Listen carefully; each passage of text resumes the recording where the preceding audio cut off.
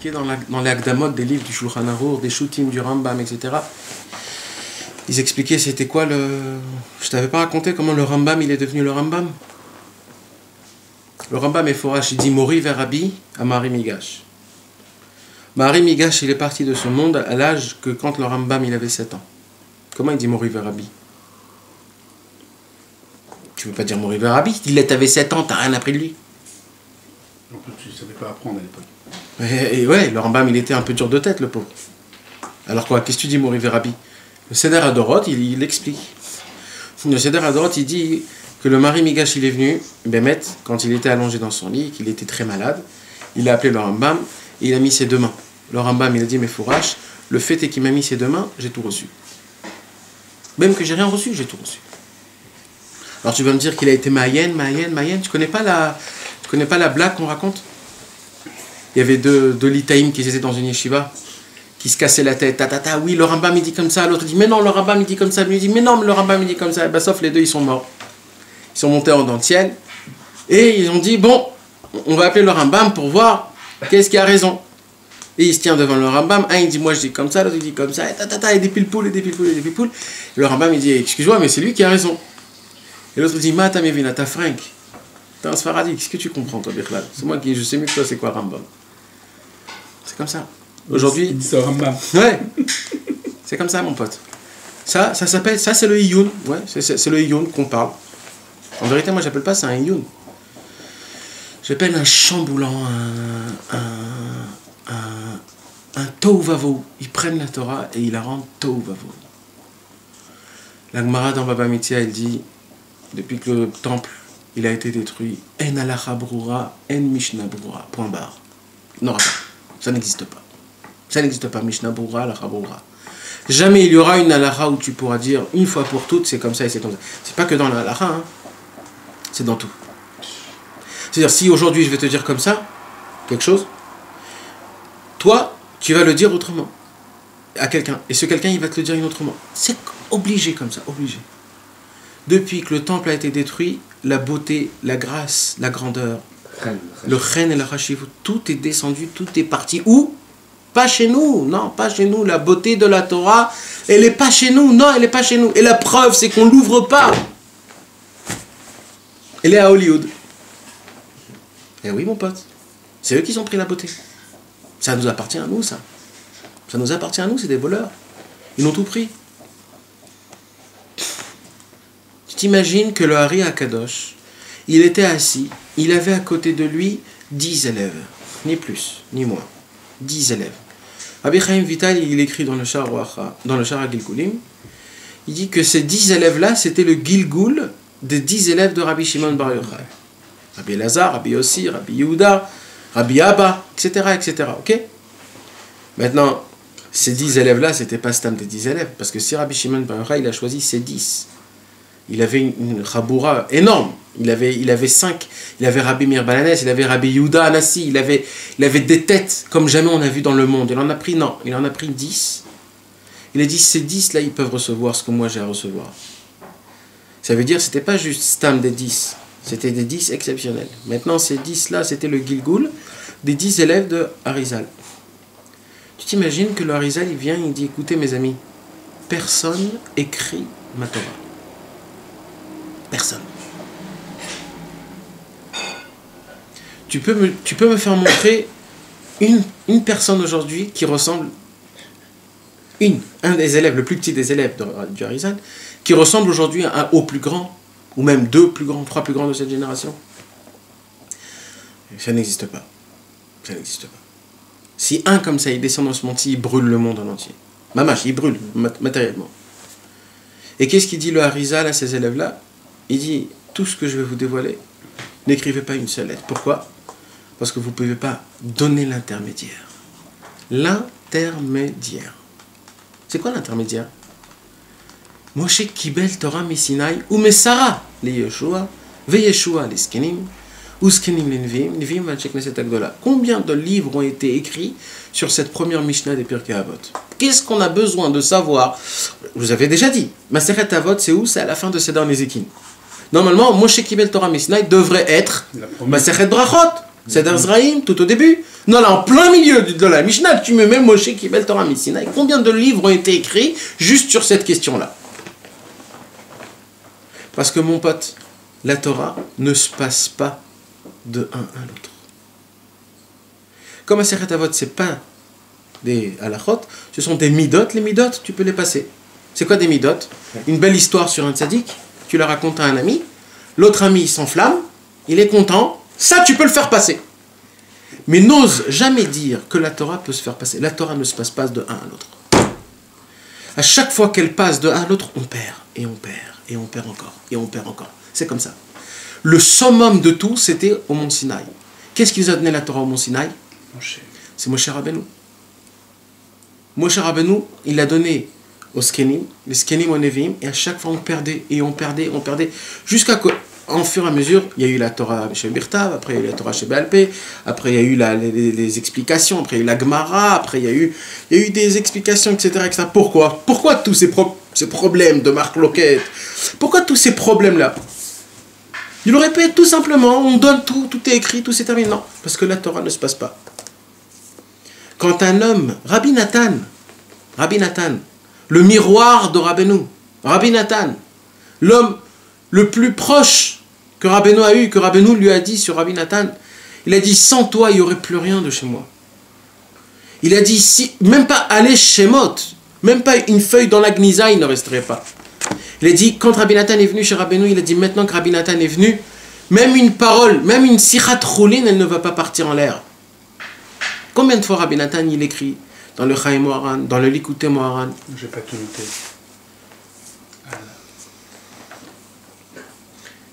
Gam nishkach ktsat kilo ketaftim bizmano ki im bederech remez. J'ai pas trop compris ce qu'il a dit Rabbeinu, donc j'ai écrit ce que je me rappelle. Rabbi Nathan, le miroir de Rabbeinu. Attends, tu sais ce que c'est le miroir de Rabbeinu? Je sais pas si, on a déjà fait un cours dessus, je sais pas si il y a eu dans le monde, depuis la création du monde, je sais pas s'il y a eu un Rav et un Talmid comme Rabbeinu et Rabbi Nathan. Je sais pas. Rabbi Avram ben Nachman, il dit que le Rav et le Talmid, il y en a eu un dans toute la génération. Dans toute la création du monde. Et c'est ça qui est écrit dans la Sefer Yetzira, il y a écrit 3 choses. Il y a écrit Sofer, Sefer et Sipur. Sofer, Sefer et Sipur. Sofer, c'est le Sofer, Sefer et Sipur. Celui qui raconte, celui qui écrit et le livre lui-même. Celui qui raconte, c'était Rabbeinu. Le livre lui-même, c'est les livres qu'ils ont restés. Et l'écrivain, c'était Rabbi Nathan. C'est la collection du Rav et du Talmid Oel. Le Yud en haut, le Yud en bas et le Vav, la Torah Vav. C'est ça. C'est la photo de la lettre Aleph. La photo de la lettre Aleph, c'est quoi? C'est Dieu. C'est plus que Dieu. On ramène toute la création du monde à l'unité. Parce que Aleph, c'est un, Aleph, c'est Dieu. Ça veut dire le monde, il est tellement naze, on a parlé tout à l'heure avec Jonathan, un monde horrible, tellement naze, un monde puant, un monde où on te dit que le noir, il est tellement blanc, il brille ce monde. Et il est noir comme les ténèbres les plus grands qui puissent exister au monde. Il t'explique comment l'homosexualité, c'est la chose normale et c'est bien, etc. et des choses comme ça. On vit dans un monde de Sodome et Gomorrhe, mais pire que Sodome et Gomorrhe. Parce que dans Sodome et Gomorrhe, c'était des chayot, c'était des bêtes. C'est-à-dire, il y a un mec qui venait, il prenait, il s'en foutait, c'était que du Yetzer. Là, aujourd'hui, ils sont devenus des chachamim dans l'état Avot. Ils sont devenus des chachamim. Quand aujourd'hui, ils veulent créer un habit pour une femme, pour que cet habit puisse attirer l'œil d'un homme, c'est des centaines de personnes qui s'assoivent et qui sont ma'amik dans la ta'ava. Qui est-ce qui va faire sortir l'œil de l'homme? Qui va essayer de l'attraper? On vit dans un monde comme ça. Sodome et Gomorrhe, fois 1000, puissance 1000. Et qu'est-ce qu'il dit Rabbi Avram ben Nachman encore dehors? Il dit Rabbi Avram ben Nachman, dans ce monde-ci qui est complètement multiple, contre l'unité, l'unité c'est le but, il suffit 2 choses. Le Rav, l'élève et les écrits. La photo du Aleph. Yud, Yud, Vav. C'est pour ça que Rabbi Shimon Bar Yochai, il a dit à Kadosh Baruch Hu, à moi et à mon fils, ça suffit. Ne regarde personne. Moi et mon fils, Rabbi Shimon et Rabbi Elazar. C'est pour ça qu'il vient Rabbi Nathan, et Rabbi Nathan, qu'est-ce qu'il dit de Rabbeinu? Il dit Rabbi Nathan, on n'a rien compris de Rabbeinu depuis le départ. On n'a rien compris. Tu peux me dire comment Rabbi Nathan il peut dire une parole pareille? Dans Alim les Troufa, Mirta Vain Aleph. Il dit Rabbi Nathan, on n'a rien compris de Rabbeinu. Tu peux m'expliquer ça, Rudy? C'est que la pensée de Rabbi Nachman, elle était tellement élevée que même au niveau de Rabbi Nathan, qui était pourtant son élève proche, on était quand même loin d'arriver à Sagot. Tellement c'était fort. Okay. On a compris peut-être un centième ou un millième de ce qu'il a voulu dire. Okay. Mais c'était beaucoup plus fort que ce que notre pensée elle peut atteindre. Ok. Il y a quelqu'un d'autre qui veut rajouter quelque chose? C'est important cette parole, mes amis. Il y a beaucoup de choses qui dépendent de ça. Vas-y, lis-la en hébreu. Je vais la lire plus tard, parce que avant, je veux d'abord dire 2-3 encore introductions. Ce que tu dis, c'est trop simple. Parce qu'on le sait que Rabbeinu, il a dit des choses, il a dit, moi je vous donne que les excréments, que les psolettes. Moi je vous donne ma psolette à moi. Donc ça, c'est pas shoot. Non, mais en plus, il a dit, il n'y a personne qui me connaît, sauf Rabbi Nathan, en plus. Ah, en plus. Voilà, que Rabbi Nathan, il dit, on a compris. Moi je vais... Rabbi Breslev, quoi. J'ai tisqué dans 1000 ans dans 10 000 ans, après la résurrection, une siratroline, ça veut dire une blague un jour qu'il a jeté. Mais moi je vais aiguiser ce que tu as dit. Tu sais, on va un petit peu philosopher, d'accord? Non, ça veut dire, vous avez compris quoi. Quand Rabbeinu il parle à Rabbi Nathan, d'accord? Alors, je peux me focaliser à Rabbi Nathan et je peux me focaliser à Rabbeinu. Ce que tu viens de dire, tu t'es focalisé à Rabbeinu. Parce que qu'est-ce que tu as dit? Tu as dit Rabbeinu, il est aussi grand. Ce qu'il a dit à Rabbi Nathan, il a compris que ça. D'accord? Parce que Rabbeinu, il est trop grand. Mais moi, je vais me focaliser à Rabbi Nathan. Quand Rabbeinu, il parlait à Rabbi Nathan, il savait Rabbeinu le pourcentage qu'il va recevoir. Il savait que quand il va dire une parole, Rabbi Nathan va comprendre que 10%. D'accord? Et bien, Rabbi Nathan, il dit sur ces 10%, on n'a rien compris.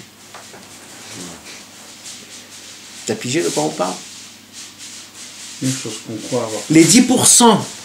Et Rabbi Nathan, pour écrire le Likutei Moharan, mon pote, t'as pensé un jour à prendre une Torah, Rabbeinu il te l'a dit, et toi, 6 ou 7 heures après, tu dois l'écrire mot à mot? Attends. Et Rabbeinu il dit, chaque mot, si vous changez un mot, vous avez tout perdu. Maguide Théoritza, il a dit, quand il a dévoilé la Torah, une des Torahs Rabbeinu, il a dit, c'est du feu. Pour moi, c'était impossible de la mettre en lettres. J'ai vu du feu qui sortait de sa bouche. Et j'ai vu le lendemain matin, Rabbi Nathan. Il a mis, voilà. Il avait écrit.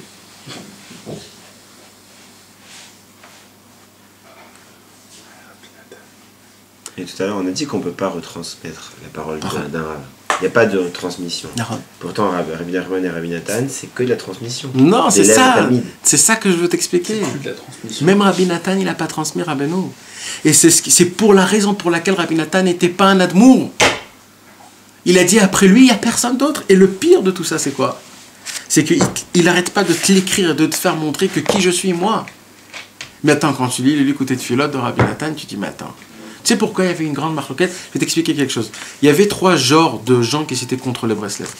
Il y avait des gens qui étaient contre Rabbeinu, mais pas contre Rabbi Nathan. Il y avait des gens qui étaient contre Rabbi Nathan, mais pas contre Rabbeinu.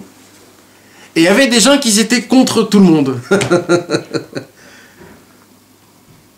Il y a des gens, les chassidés tzanz aujourd'hui, les tzanz, ils admirent Rabbeinu comme jamais au monde.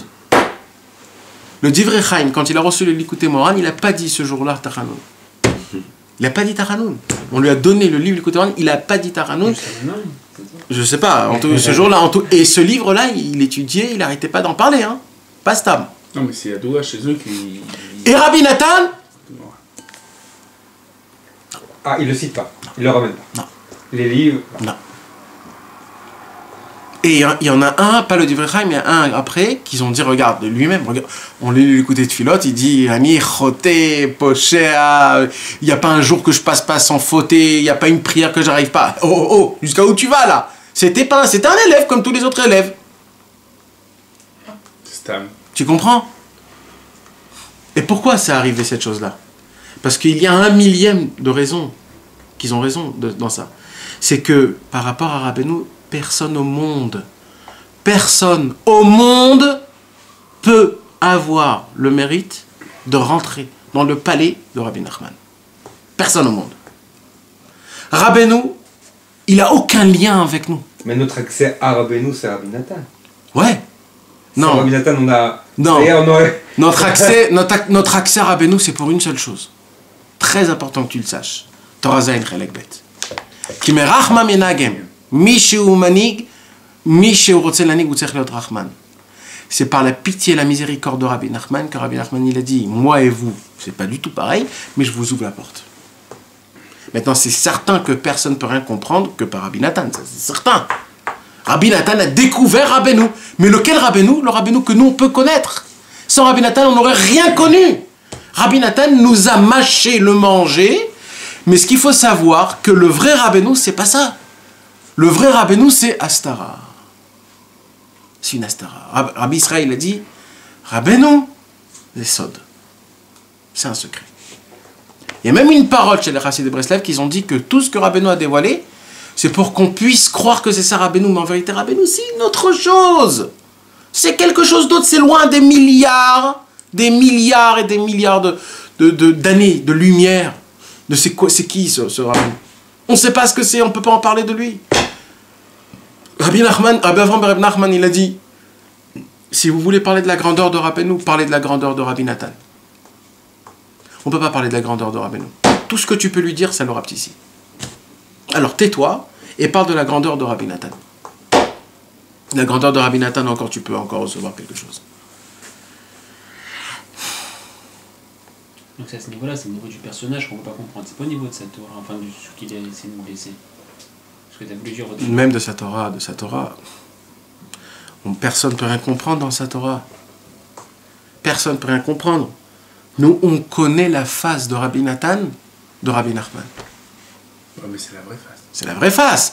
Mais c'est pas la seule face. C'est la face essentielle, importante pour nous. Mais c'est celle qu'il fallait dévoiler pour nous. Nachon. Mais c'est pas la seule face. Rabbi Shmuel Isaac, il avait une autre face. Ah oui, mais c'était voilà. pas pour nous. Nachon, mais ça veut dire c'est une autre face quand même. Ça veut dire, tu t'imagines, Rabbeinu, il a des centaines de milliers de faces, mon pote.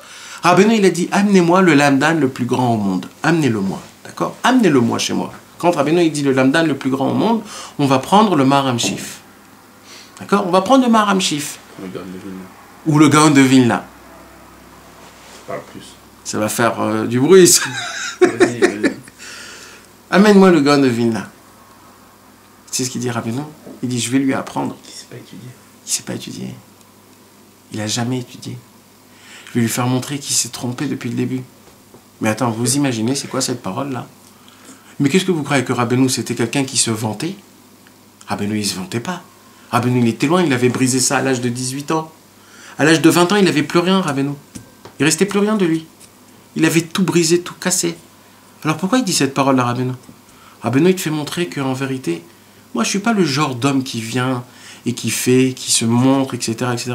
Moi, vous ne me connaissez pas. Personne ne me connaît. Personne ne me connaît. Et moi, j'ai atteint la racine et le but de tout. C'est pour cela que moi, depuis la racine, je peux tout enlever, tout couper, je peux tout faire montrer. Je joue ça un Lego, c'est une pâte à modeler. J'arrive à tout faire ce que j'ai envie, quand j'ai envie. C'est le programme, merde. Mais vous imaginez de quoi on parle, mes amis? Un jour, il y a quelqu'un, après que Rabbeinu est parti de ce monde, qui a protesté, on dit? Qui a protesté à être la continuation de Rabbeinu. C'était pas un rigolo comme aujourd'hui, hein, mes amis. Proclamé, pardon. C'était pas un rigolo. Hein. C'était un très grand tzaddik. Et je vais aller encore plus loin. Rabbi Nathan écrit son nom dans les Shemot HaTzadikim. C'est qui Rabbi Nachman? Mechar Shivote. Imaginez-vous la grandeur. Et vous savez où il s'est trompé? Il ne s'est pas trompé parce qu'il cherchait de la pirsoum comme aujourd'hui.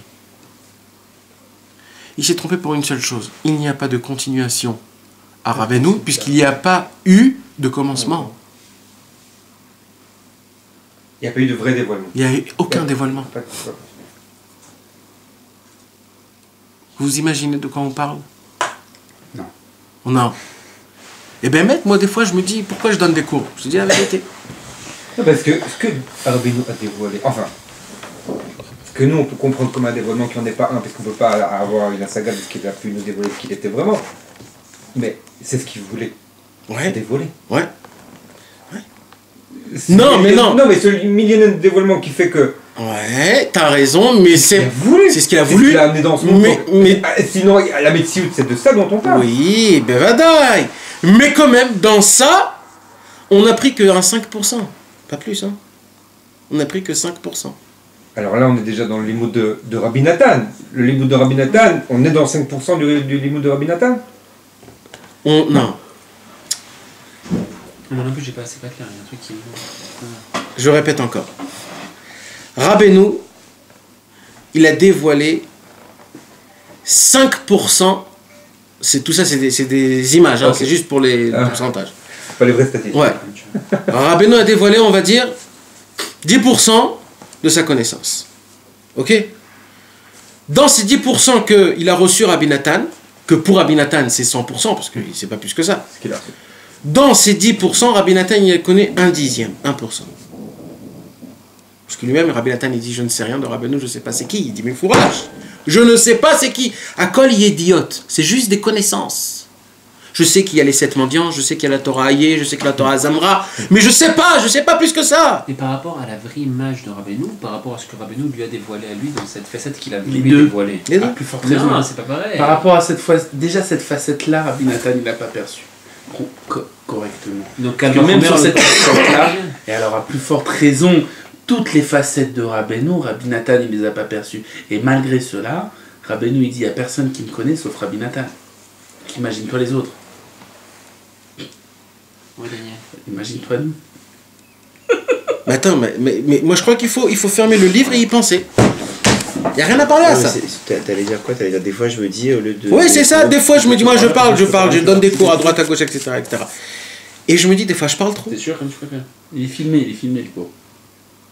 Et il est filmé le cours, si tu veux aussi. Hein. Mais je te mets quand même le parler. Ouais. Il est filmé, pas fini. Je n'ai pas commencé.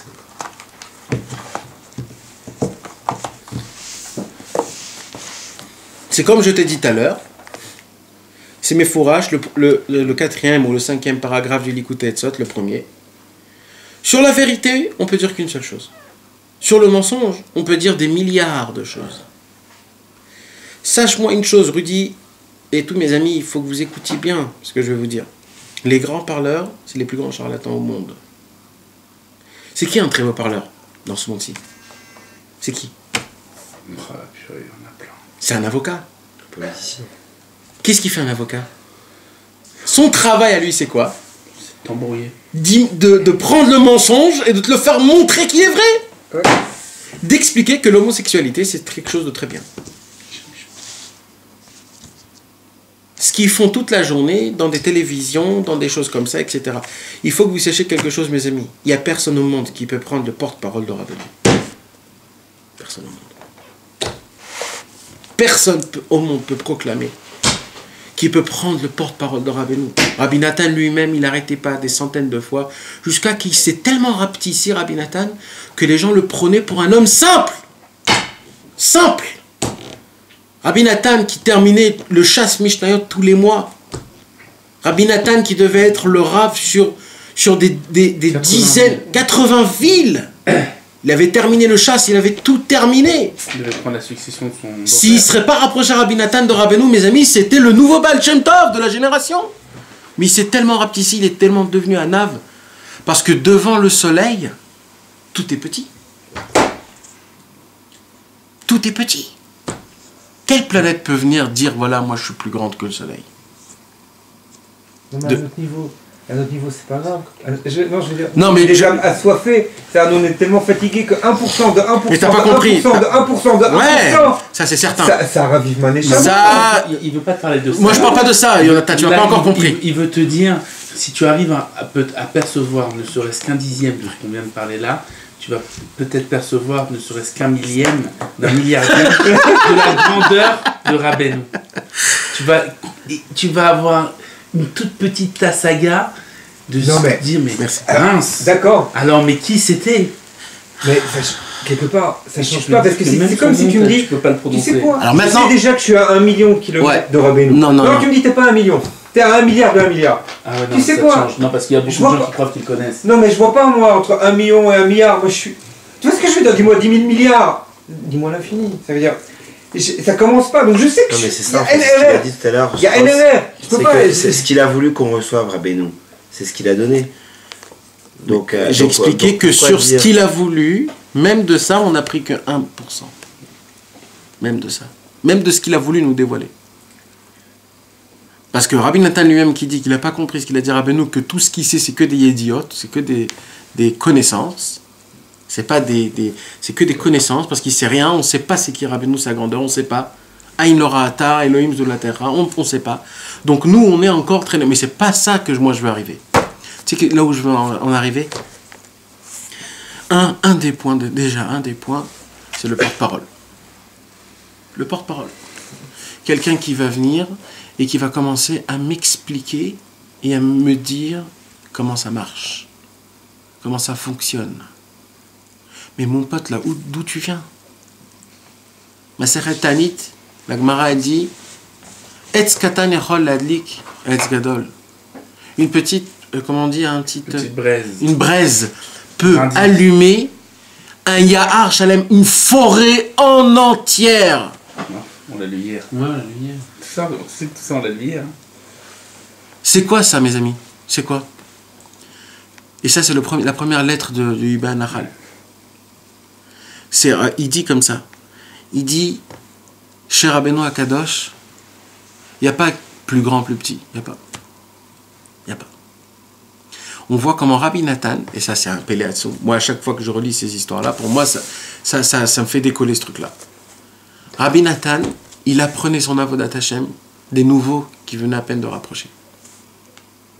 Quand Rabbeinu est parti de ce monde, Rabbi Nathan il dit dans les Mémoires Anat à la fin, il dit l'année que j'ai passée, l'année où Rabbeinu est mort, c'était l'année la plus dure. Il était méboulbal, Rabbi Nathan, il avait rien, il savait plus quoi faire, qu'est-ce qu'on fait, on fait quoi, comment. Tout est méboulbal, il n'y avait aucun livre, il n'y avait rien, c'était le chaos. Rabbeinu, 38 ans, il est parti, jamais on n'aurait cru. Et qu'est-ce qu'il dit Rabbi Nathan? Il dit j'ai vu que les gens que j'ai rapprochés, des jeunes de 15 ans, comment ils se renforçaient, je dis de eux je dois apprendre. Attends, c'est toi-même qui as rapproché ce mec là, il a 15 ans, t'as combien? T'as 33 ans, combien t'as? 30 ans. T'as 30 ans, t'es déjà le summum du monde, t'es l'élève de l'élu. L'élève de l'élu. On va en parler de toi jusqu'à la fin, toujours.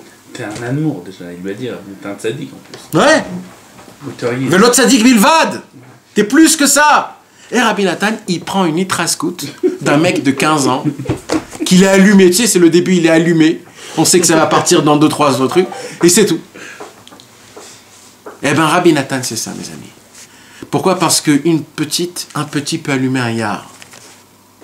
Personne au monde peut venir et qui peut dire « Moi, j'ai compris, moi, je sais, moi, je comprends ». Vous savez comment on apprend c'est qui un vrai élève d'un tzaddik? Un vrai élève d'un tzaddik. Un vrai élève d'un tzaddik, on apprend dans toute l'histoire juive, je peux vous raconter déjà maintenant tout de suite 10 ou 15 histoires.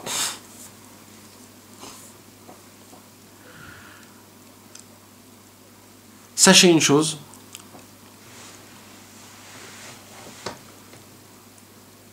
si vous regardez bien, à chaque fois qu'il y avait un rave et un élève, jamais l'élève a écrit des philosophies ou alors ce que j'ai compris tout seul de mon rave, et il écrit de ça un nouveau monde. Un vrai élève, il reste élève même après que le rave part. L'élève, Talmidi, l'élève c'est comme ça marche. L'élève ne prend jamais la couronne de son rave. Pourquoi? Parce que son rave jamais il meurt. Il est toujours vivant. Quand le lien entre un rave et un élève, il n'est pas aussi fort, alors quand le rave il part, l'élève il devient le rave. Je te dis un mot. Edmond. Bah oui, c'est tout le reste du qu'est-ce qu'ils font? C'est ce qui se passe. Ce qui s'est passé avec Le Baal Shem Tov, il a dit, il a vu un arbre rempli de feuilles. Il a dit, je vois qu'il y aura plus de Admourim que d'élèves. Le Baal Shem Tov. Il dit, il y aura plus de Admourim que d'élèves. Rabbi Chaim Vital, il n'a jamais pris la Non. couronne. Non. Jamais. Il est resté toujours élève. Et c'est ça. Et plus l'élève et le Rav, ils sont liés ensemble, plus ça restera encore. Parce que pour lui, le Rav, il meurt pas. Il meurt pas. Pour Rabbi Nathan, Rabbeinu était encore plus vivant. Il n'était pas mort. Il n'était pas mort. Il n'était pas mort. Et moins il y a un lien entre le Rav et l'élève, quand le Rav il part, l'élève devient le Rav. Quand un élève, il est proche de son Rav, il reste toujours élève même après. Et l'élève, il est toujours... C'est quoi un élève? C'est quelqu'un il est plus bas que le Rav. Donc il ne peut pas inventer plus que le Rav. Il ne peut pas dévoiler des choses, inventer. Un lamdan, il invente des radachot. L'élève ne peut jamais inventer. Qui tu es, qui tu oses. Tu sais qu'il y a une halakha qu'un Rav, dans une ville, il ne peut pas donner une dracha dans cette ville tant que le Rav de la ville est là-bas. Sauf s'il reçoit de lui un reshout. Par exemple, le Rav Ovadia Yosef, jamais il est rentré dans la yeshiva de Porat Yosef, quand Rabbi Ezra Atia il était vivant, il a donné là-bas un cours. Tant que le Rabbi Ezra Atia il n'était pas encore parti de ce monde, il n'a jamais donné un cours. Dès que Rabbi Ezra Atia il est parti de ce monde, alors il a donné un cours là-bas à yeshiva de Porat Yosef. Et ainsi de suite, dans chaque endroit. Pourquoi? Parce qu'il y a le kavod, c'est comme ça. Sauf si je reçois le reshout. Donc un élève, que pour lui son Rav n'est pas encore mort, il ne peut pas prendre le porte-parole. Le Rav, il est là. Posez la question au Rav. Qu'est-ce que vous me posez à moi la question? Je vous rappelle l'histoire du docteur et de son assistant. Tu te rappelles de cette histoire? Vous ne connaissez pas cette histoire? Le docteur et l'assistant, un jour, il y avait un très grand docteur, il est rentré dans une ville. Il a vu qu'il y avait plein de malades et il a donné la guérison à tout le monde. Et comme c'était un grand docteur, il a dit, je ne vais pas aller dans les tuyaux pour donner des akamol. Alors je vais envoyer mon assistant et lui, je vais lui donner les règles qu'il faut et il va... Au fur et à mesure de l'assistant est devenu la star. La star du pays, c'est lui le docteur le plus grand, etc. Un beau jour, le grand docteur, il a dit, je vais aller les voir avec toi, mon assistant. L'assistant, il a commencé à trembler. Oh là là là là là, qu'est-ce qui va se passer? Et le docteur et l'assistant, ils rentrent. Qui est-ce qui reçoit l'honneur et le tapis rouge? L'assistant. Et le docteur, presque on l'a dégagé. Comme le docteur, c'était un sage, il a dit dans son oreille, entre toi et moi, tu sais c'est qui ici le maître? Juste rappelle-toi. Ne t'emballe pas. Ça, c'est parce qu'encore l'assistant, il était gentil. Mais tu t'imagines quand l'assistant, il dit, mais qui tu es, toi, dégage. C'est ce qui se passe aujourd'hui. C'est la mouche et l'araignée, quand ils ont pris la couronne du roi et qu'ils veulent couper la tête du roi. Maintenant. Ouais. Ils veulent prendre la royauté pour eux.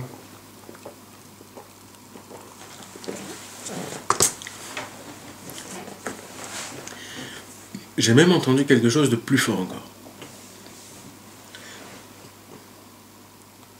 Un élève qui ose, ça c'est Nachat HaShulchan, Rabbi Nachman de Tcherin, il écrit comme ça. Un élève qui ose rajouter ou expliquer à sa façon son Rav, c'est qu'il n'est pas maspik mais voutal. Ça c'est très dur mes amis, je ne sais pas si j'ai bien fait de vous le dire, mais c'est comme ça. Tu sais ce que ça veut dire? C'est-à-dire quand tu lis une parole dans l'écoutez-moi et que tu ne la comprends pas, première chose c'est toi l'imbécile. D'accord. Ouais. Et deuxièmement, tu fermes le livre, tu vas pleurer à la chef. Il n'y a rien à faire. Rien à faire. Il n'y a rien à faire. Ne va pas m'expliquer. On peut expliquer, il n'y a pas de problème à ça. Mais tu veux recevoir de l'or pur, pas du 24 carats. De l'or pur. Vous savez, il y a 7 sortes d'or, l'Agmara elle nous dit. 7 sortes. Il y a l'or, Zav, il y a Zav Taor, il y a de l'or pur, il y a des niveaux, et l'or la plus forte, c'est l'or rouge. Rouge comme le sang du taureau.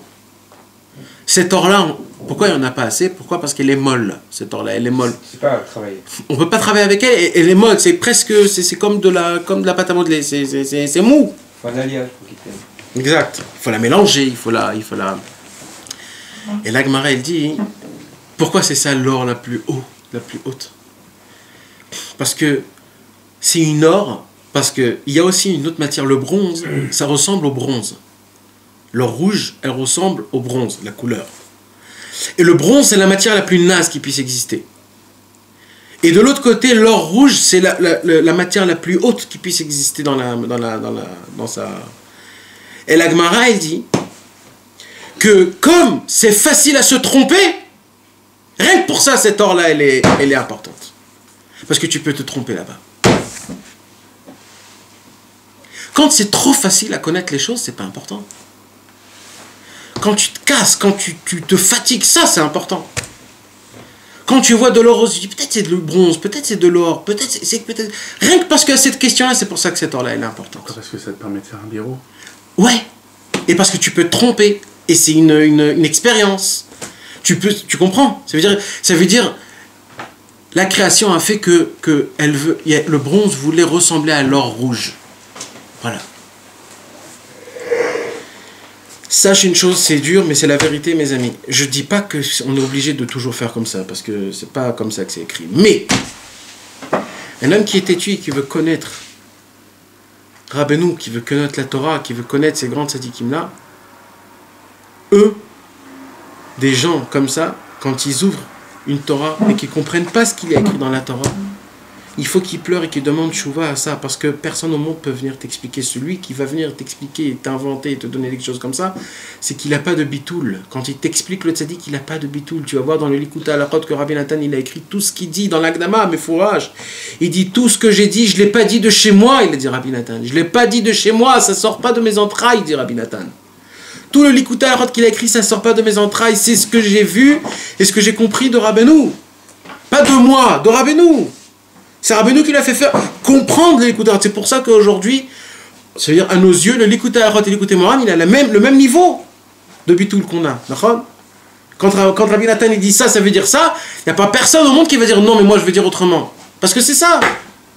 Il n'a rien dit de lui. Il a dit, Rabbi Israël a dit que le Likuté de Philot, c'est le Hitbo des doutes de Rabbeinu. Vous imaginez de quel bitoul on parle, quelle annulation? Un homme qui veut t'expliquer les paroles du tzaddik, c'est un manque d'annulation. C'est un manque d'annulation. Mais ça veut dire quoi pour toi expliquer les paroles du tzaddik? Alors je vais te dire quelque chose. Beaucoup d'années, ça a été, je vais pas dire dur, mais ça veut dire j'arrivais pas à comprendre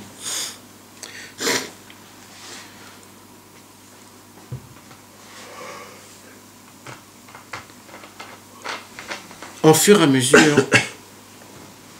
Rabbi Israël, par exemple, t'entends des calatotes de Rabbi Israël et tu vois que ça se répète un petit peu. Et quand tu entends d'une oreille simple, tu te dis ouais, mais ça, tout ce qu'il dit, je le sais. Rabbeinu, c'est le plus grand, Baruch Hashem, qu'on a écouté de Philot, qu'on a écouté Moharan, qu'on a ça. Et ça se répète un petit peu, ça veut dire c'est tout ça se. Et j'arrivais pas à trouver la lumière qui dégageait, parce que c'est sûr qu'il y avait une lumière qui dégageait. Où est ici le secret, où est la lumière que Rabbi Israël il veut nous dire, Quel message qu'il veut faire. C'est ça. Et c'est quoi ces choses-là? Jusqu'à qu'un jour j'ai compris quelque chose. Rabbi Israël, il aurait pu en un clin d'œil te faire un cours de Torah et de t'emballer jusqu'à la fin de ta vie. Il aurait pu te donner un chidouche dans Rabbeinu, dans le Likuté Moharan, où toi tu t'aurais dit bon c'est bon, j'ai compris, il n'y a personne d'autre, j'ai compris, il n'y a que Rabbeinu. Rabbi Israël, il a dansé dans la cour des grands, Rabbi Israël. Il n'a pas dansé dans la cour des petits. Il a dansé dans la cour des grands, Rabbi Israël Cordonneur, Rabbi Shlomo Wexler, c'était pas... Et Rabbi Israël, avec un maximum de connaissances, un maximum de mots, etc., il t'a fait quelque chose d'autre. Il t'a donné juste l'envie de faire, de chercher. Il t'a pas donné le fruit. Il t'a donné l'envie de prendre le fruit. Mais il ne te le donne pas, le fruit. Le fruit, tu vas le chercher. Moi, je vais te donner l'envie de faire du l'écouter de filote, l'envie de faire du l'écouter moi. Mais jamais je vais t'expliquer pourquoi et comment. Je vais te dire mot à mot ce qu'il y a écrit dans la Torah. Dis l'écouter moi. Je vais pas t'expliquer. Tu comprends pas, c'est ton problème. Va prier à Hachem. C'est dur. Il faisait des études avec les Chazarites, il a jamais Non, jamais. non. Les gens qui aimaient les Hadashot, les Lamdanim, ils disaient, mais ils aimaient Shouamam. On sait pas. Apprends-nous quelque chose de nouveau, quelque chose qu'on ne sait pas. Eh ben non. Rabbi Israël, il restait pas shoot comme il était. Il n'y a jamais personne qui osait lui dire. Si. Ouais. Et Rabbi Israël, il lisait. T'imagines, nous, dans la choule, à la Sipurim Asiot, tu sais, on raconte les Sipurim Asiot, on parle. Rabbi Israël, un jour, on l'a amené à la choule, on lui a donné les Sipurim Asiot, et il a lu tout le Maasé, depuis le début jusqu'à la fin. 1h30, ils attendaient comme ça. J'ai rien compris. Et normalement, les gens ils disent une ligne, et ça y est, ils font des drachot, ils font des... Ça, c'est un élève que pour lui, son rave est encore vivant, donc qui je suis, moi, de parler. Alors, c'est-à-dire que t'as rien besoin de rajouter, en fait. C'est ça. C'est pour ça qu'il n'a pas écrit de livre. Et si tu as le sentiment qu'il faut rajouter, c'est ton problème. C'est toi le problème. T'as compris? Parce que des fois, je veux rajouter. Oui, je veux comprendre. J'arrive pas à comprendre. Ça, c'est ton problème. C'est pas le problème de Rabbeinu. C'est ton problème. Rabbeinu, il est bien. Pourquoi Rabbi Nathan il a fait l'écoute à la chôte? Le likuta à la chôte, c'est ce que Rabbeinu, il a vu dans Rabbeinu, ce que Rabbeinu n'a pas dit dans ses bouches. C'est l'agdama de likuta à la chôte. Il a dit, je ne dis pas de mes entrailles, je dis tout ce que j'ai vu de Rabbeinu. C'est pas des chidushim. Et la preuve, c'est que Rabbeinu, il lui a dit, Atatetayel batorot sheli kegan. Ça veut dire, en fait, je t'ouvre mes portes de chez moi et maintenant va te promener chez moi. Mais tout ce que tu vas voir, c'est chez moi, c'est pas chez toi. Et la preuve, c'est quoi? Rabbi Aaron, le Rav de Breslev, a écrit un pirouche sur tous les Mishnayot d'après Rabbeinu. Rabbi Shmuel Isaac, il a écrit des Torot sur Rabbeinu. Ils ont tous écrit des Torot. Et il n'est plus rien resté. Ah, mais pourquoi alors allons plus loin? Pourquoi Rabbi Nachman Micherin, il a écrit Hadashulchan, Kar Shabbata? Pourquoi il a écrit? Pourquoi Rabbi Nachman Mikushin a écrit Paraot la Chorma, le Corvéor? Je sais pas. En tout cas, si tu vois Rabbeinu, Rabbi Israël, Rabbi Israël n'a rien écrit. non, mais Rabbi Israël toujours disait Rabbeinu ve Rabbi Nathan. Rabbeinu ve Rabbi Nathan. Tu peux ouvrir les autres, il n'y a pas de problème à ça. Rabbeinu ve Rabbi, mais sache qu'il y a Rabbeinu et Rabbi Nathan. Ça, c'est ça le C'est toujours une question que j'ai eue. Je me dis, si Rabbeinu et Rabbi Nathan, ils ont tout donné, pourquoi rajouter? Parce que nous, des fois, on veut des cerises et on veut du chocolat, on veut de l'agendas, on veut tout. Alors, on te donne des petits chocolats. T'es pas obligé, mais c'est sympa si tu veux voir. Mais on n'a pas besoin plus que Rabbeinu et Rabbi Nathan. On n'a pas besoin plus que ça. Le reste, c'est en plus. C'est fort ce que tu dis quand même. Et tu t'imagines maintenant le mec qui vient, il sait que Rabbeinu, on peut en parler de lui, mais qui va expliquer les paroles de l'élève. Il va expliquer les paroles de Rabbi Nathan. Qui peut oser ouvrir sa bouche et commencer à donner des explications? Ils ont tous donné des explications sur Rabbeinu, parce que ben, mettre de Rabbeinu, on peut. Parce que Rabbeinu, c'est un Mahayan. Tout celui qui veut, il peut, puis. T'as compris? Rabbi Nachman de Tcherin, ils ont tous écrit par rapport du Likutei Moharan. Mais il n'y a jamais eu une explication sur le Likutei Halachot, ou alors sur... Parce que Rabbi Nathan, c'est Rabbeinu qui avait Achol, c'est mamash le... De Rabbeinu, tu peux dire beaucoup de choses. Donc tu t'imagines quand les gens ils viennent expliquer des paroles. Par exemple, Rabbi Israël, qui nous a éduqués à essayer de rester le plus neutre qui puisse exister en ne disant presque aucun mot de lui-même, en écrivant 300 lettres, que dans chaque lettre qu'il a écrit, en fait, Rabbi Israël dit « Ama'atik va mesader ». Moi, je suis juste, comment on dit, le recopieur, c'est tout, juste recopier. Et combien de ces élèves à Rabbi Israël, soi-disant, ils viennent faire l'inverse de ce qu'il nous a éduqués. En rentrant dans des questions et des réponses, en expliquant qu'est-ce qu'il avait, la kavana, en disant comme ça et comme ça et comme ça. Encore une fois, des Hadashot. Les Lamdanim, ils adorent les Hadashot. Vas-y, inventez. Des pâtes rondes, des pâtes trucs. Et le monde va souffrir de ça jusqu'à la venue du Mashiach. Ça va jamais arrêter. Ça va jamais arrêter. Mais ce problème-là, c'est un manque de bitoul. C'est un manque d'annulation. On est annulé à notre ta'avot, à notre yetzerara. On n'est pas annulé au tzaddik. On est annulé à nos volontés. On est annulé à les choses que nous, on veut être annulés. C'est pas de l'annulation, ça, mes amis. Comment ça c'est réel? Hein? Comment c'est complètement? La première des choses, c'est quand on va étudier un écouté moral, on va juste le lire. Et le traduire peut-être pour ce que tu comprends pas les mots. Mais c'est tout. On va d'abord commencer à prier. Ouais. À prier, beaucoup, beaucoup. Et après que tu as beaucoup prié, tu vas ouvrir la Torah que tu as prié dessus. Déjà, je te promets que tu vas comprendre des choses, qu'il y a des gens que pendant 7 ans, ils ont dit cette Torah, ils sont dans le Mais attends, mais quand tu étudies avec quelqu'un, par exemple, si tu es en train d'étudier un enseignement, tu dis viens, on fait un enseignement Rabbeinu. Mais ça, Rabbeinu, il en parle. Le Nekuda du Rava, il n'y a aucun problème à ça. Non, mais tu es en train d'étudier, tu n'as même plus le droit de l'expliquer alors. Non. Non. Là, mes amis. Traduis, c'est tout. Non. Mais comme il a fait Rav Israël avec le compte. Non, je mais prends, attends. Non, mais attends. Là, il y a 2-3 choses qu'on a. D'accord. Il y a le Inyan du Nekuda du Rava. C'est quoi? En vérité, une étude entre amis, tu sais c'est quoi? C'est de lire, d'expliquer normalement, c'est-à-dire d'expliquer normalement ce que j'ai compris. Chacun, il dit ce qu'il a compris, et tu sais de quoi on doit en parler de 2 choses. Des sentiments que tu as, et comment d'appliquer. Point barre. Quel sentiment tu as que tu viens de dire là? C'est quoi ton sentiment? Un sentiment de Yehush, un sentiment de Hirour de Tchouva, un sentiment de bizarre, ou un sentiment de inconnu. Rabbeinu, il te dit de chercher des pertes. Inconnu. Je ne sais pas du tout ce que ça veut dire. C'est de ça qu'il faut en parler. C'est ça la Nekuda du Chaver. Et ça, c'est très important, et il le faut. C'est le Bet Hamidrash du Tzaddik qui dit Rabbeinu. Yichot Kirat Torah dans l'Écoute à la Chot. C'est quoi? C'est d'essayer de partager la Torah de Rabbeinu ensemble. Chacun doit donner son opinion, son sentiment, et comment accomplir. Et Rabbeinu dit, quand un il est Beit La'avout, tout le monde doit prendre sa Beit La'avout. C'est important, c'est fait pour ça. On doit partager nos sentiments. Une étude en Chavruta, en vérité, c'est beaucoup plus fort que ce qu'on croit.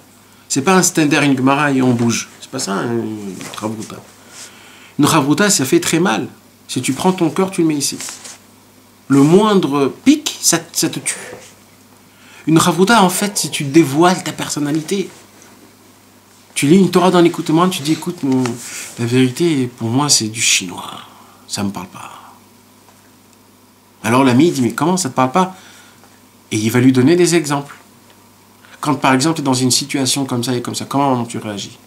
La Rabbeinu, il te dit de réagir comme ça. Qu'est-ce que tu en penses? Et là, mon pote, là, tu crées la Torah, tu crées le monde. Le monde, c'est la Torah Messinaï, ça. Ça, c'est la Torah où tous les Tanaïm, ils auront honte de nous. Honte. Les Tanaïm qui arrêtaient le soleil, qui faisaient réveiller des morts. Honte, ils auront honte de nous, des pécheurs comme nous, des pueurs comme nous. Qu'on prend notre cœur, on le met dans la Torah, c'est plus un cerveau, c'est un travail de cœur. Le cerveau, il voit rien du tout, le cerveau. Notre cerveau, il est complètement naze, pourri de films et je veux pas dire de quoi. Notre cœur. On met un cœur et c'est une conversation de cœur. Rabbeinu, il a dit, nous liet liprem. Volichotrem bederech hadasha. Pas donnez-moi votre cerveau. Donnez-moi votre cœur. Je vais vous ouvrir des nouvelles endroits, de nouveaux chemins. C'est ça une chavruta. Une chavruta, c'est exceptionnel. C'est pas la chavruta que l'on connaît dans les yeshivot. Le limoud du Iyun. Ils ont pris la Gemara, ils se sont trompés. Ils croient que c'est un Talmud Bavli. C'est pas ça. C'est pas comme ça que ça se passe. Maintenant, il y a une autre chose. Yohan, dans la Gemara, dans le Likutei Moharan. C'est des thèmes que tu connais pas. Parce que tu n'es pas un Talmid Chacham. Des thèmes. Et là, il faut ouvrir des livres, il faut chercher, qu'est-ce que ça veut dire. Des moussags, tu veux Des dire. moussagim, arachim. Les traductions en araméen. Ouais, ça c'est bon, c'est aussi pour... Ça, c'est parce qu'on est des. Ok. C'est plus qu'on n'est pas des Talmidei Chacham, mais parce qu'on est des Le Arabes. marathon. C'est pour ça, c'est plus la même chose, là, c'est encore autant. Mais quand Rabbeinu il dit Minouk va des Pardaska, c'est-à-dire quoi Minouk va des Pardaska? C'est quoi le truc de. C'est quoi, de quoi on parle? Nimshar Rucha Lecha Edemshicha. C'est quoi Sagot Bitnot Tzetzut Elokut? Ça veut dire quoi? Ça veut dire quoi Ralab Sheharim? Ces choses-là, là oui, là c'est très beau, c'est une découverte, tu découvres le Rabbeinu. Tu ouvres des livres, tu cherches à droite, à gauche, avec tes amis, avec ton copain, qu'est-ce que t'en penses, qu'est-ce que ça veut dire? Et ça c'est une étude, de Chavruta énorme. C'est pas l'étude de Chavruta que moi je t'apprends et lui il t'apprend et moi je t'apprends et moi je sais. C'est pas comme ça, c'est des sentiments, c'est sentimental. C'est-à-dire que tu es pas ma fille de Sechel. Non, Tu viens pas donner tes Hadashot. non. Tu viens juste Et essayer il faut que tu saches que lui il peut t'apprendre et toi tu peux lui apprendre. Encore une fois, il n'y a pas en gdolim ven ktanim. Il n'y a pas de grands, il n'y a pas de petits, cher Rabbeinu, on est tous des élèves. On est tous des élèves. Tous. C'est pour ça qu'il y avait des élèves dans cher Rabbeinu que ils n'ont pas imprimé les 18 klalim de Rabavon de Reb Nachman dans l'écouté Moran. Parce qu'ils ont dit Rabavon de Reb Nachman, il était géant à des milliards de kilomètres comme nous. On ne peut même pas l'atteindre même avec 1000 ans d'Avodat Hashem. Mais tellement qu'il était grand, et même qu'il était grand, lui il a fait 18 kalim, mais je ne suis pas obligé de les prendre. Je ne suis pas obligé. Je suis pas obligé, c'est pas Rabbi Nathan. Ça on peut le dire que à Breslev. On ne peut pas le dire autre part. Parce que chez Rabbeinu, on est tous des élèves. C'est sûr qu'il y a des élèves plus grands, plus petits. Mais il y a Rabbeinu et Rabbi Nathan qui ont une emprise sur moi et je me dois m'annuler à eux. Ça voudrait dire que je pourrais ne pas être d'accord avec Rabbi Abraham Berman. Ouais. C'est pas d'accord. C'est il a sa pensée, j'ai ma pensée. Il peut comprendre différemment de moi. Ouais, c'est ça la parole. C'est pas qu'il peut comprendre, c'est j'ai le droit de comprendre différemment. J'ai le droit de comprendre, exact. Il y avait des Breslev qui ont imprimé le Likutei Moharan sans les 18 kalim pour cette raison-là. Ouais, mais bon, il faut se lever tôt le matin quand même. Hein. Ça, c'est sûr et certain qu'il faut pas. Ça s'appelle de la Hazout Panim. C'est un homme, il est en train de regarder un film, il dit toi, moi je suis pas d'accord. Hein. Non, on parle pas de ça. C'est ce qu'il a pensé Rabbi Nachman Micherin sur Rabbi Nathan. Il a dit j'ai pas besoin de Rabbi Nathan, je peux me rapprocher directement de Rabbeinu.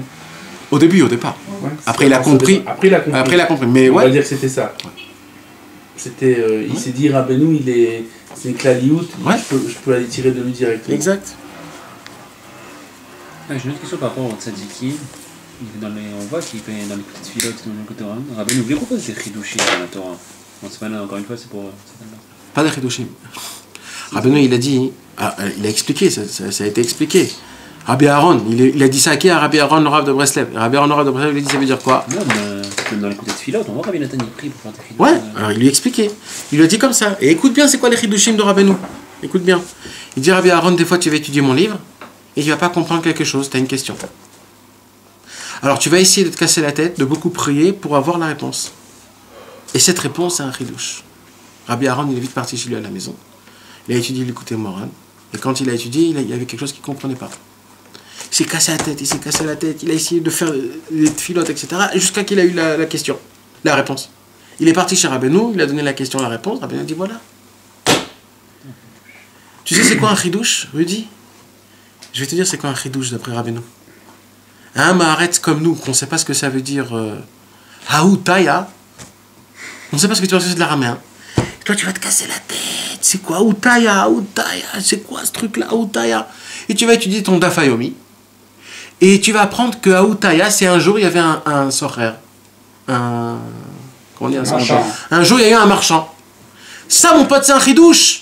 C'est un chidouche de ton niveau, malheureusement. Mais c'est un chidouche. C'est ça qu'Arbenou il veut. C'est le chipous, la recherche après la vérité. Non, mais des fois, Nathan, tu es en train d'étudier une Torah, et puis il tombe un truc, tu sais pas d'où il est venu, quoi. Et, ça, c'est une saga. Et tu commences à l'écrire, et tu t'arrêtes plus d'écrire. C'est une saga. Tu as eu 2 lignes, ça, c'est et ça. tu as écrit C'est des sagot et le coup. Ça, c'est des perceptions. Une proverette entière. Ça, c'est des Alors, tu vas sagot. pas l'écrire. Si, tu l'écris. Mais qui t'a dit de le diffuser? Ma chaîne là. Tu l'écris, bien sûr tu écris. Tous les Breslev, ils ont écrit des centaines de cahiers.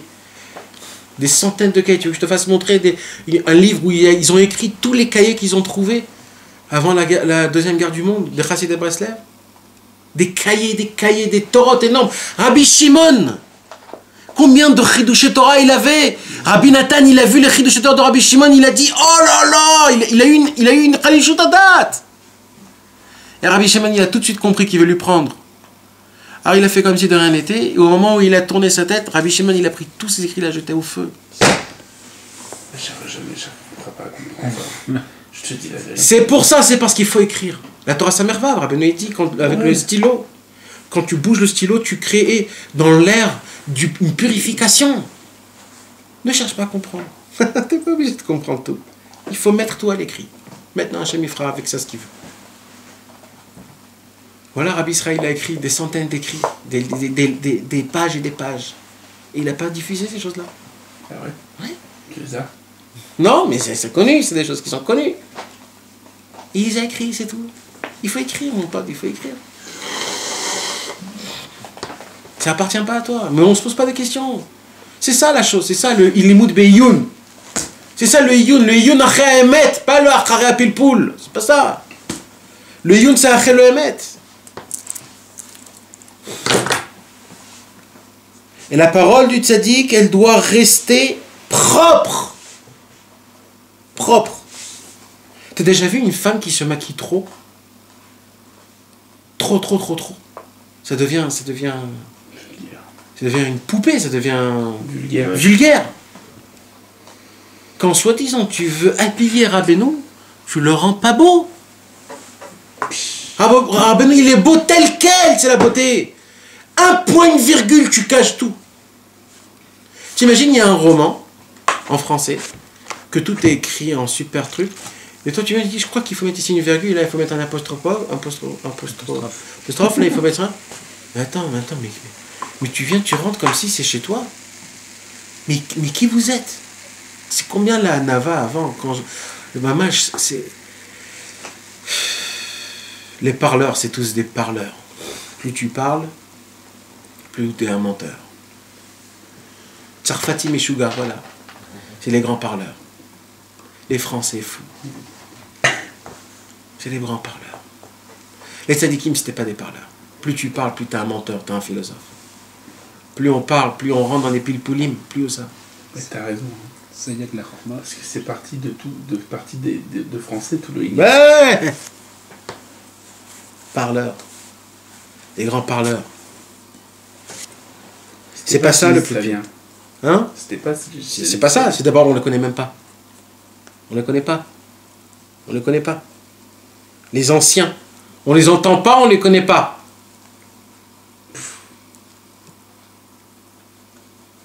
Tu les découvres après 20 ans.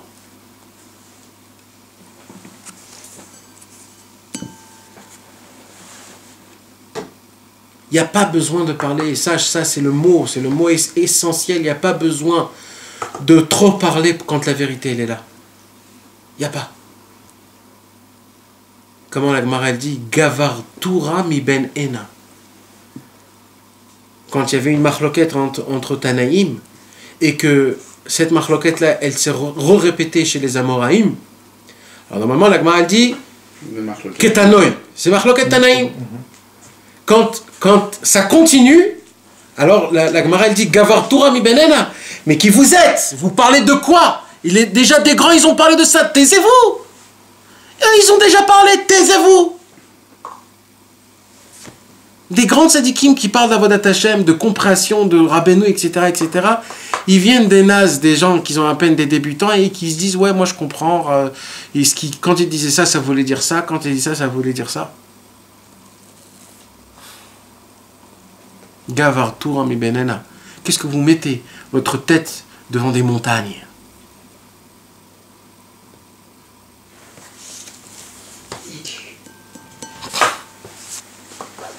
C'est pour cela que les Chassidei Breslev, c'était pas des grands parleurs. C'était pas des parleurs. C'était pas des grands parleurs. Ils parlaient pas. C'est pour ça que le judaïsme, il est comment le judaïsme? C'est pas comme comment ils s'appellent les gens qui... pas les réformés, Missionnaire. les missionnaires. Les missionnaires, eux, qu'est-ce qu'ils font? Ils vont aller dehors pour les amener. Nous, dans la Torah, c'est pas comme ça dans la Torah. La Torah, c'est comme ça. Torah munachat bekeren zavit, kol harotze yavo veiton. La Torah, elle est là-bas. Celui qui veut, il va. Il va le prendre. La Torah, elle va pas venir chez toi te prendre. C'est pas ça. C'est pas ça. Tous les gens qui vont soi-disant aller chercher, etc., c'est pas ça. Afatsa, tu sais c'est quoi? C'est pas, on va pas chercher aux autres. On va déclarer la vérité et le mensonge, c'est tout. On va pas lui dire, viens, mets les tefilines, t'es obligé de mettre les tefilines. On va te dire combien c'est important de mettre les tefilines. Mais on va pas te les mettre. On va pas te les mettre. On va pas te les mettre. On va te donner un livre. Ce livre-là, il va t'apprendre comment il faut être. Mais on va pas te donner des tefilines, on va pas te donner des Hanoukia, on va pas te faire ça. On va pas faire ça. On va te donner le Kitzur Shulchan Aruch, on va te donner l'écoute moral qui va te entraîner à avoir des Hirurei Tshuva. Mais c'est tout. T'as compris? C'est ça la différence. De te faire créer une envie. Comment il dit? Les fatot otra el haemet. J'ai lu une lettre exceptionnelle. Quand j'ai lu ça, j'ai... Attends, je crois que c'est là. Ah ouais. C'est ce qu'il nous fallait des mecs. Je suis fatigué. Quoi? T'es fatigué? Tu te rends compte de ce qu'il est en train de dire? Tu te rends pas compte de ce qu'il est en train de se dire là? Attends, je vais t'expliquer.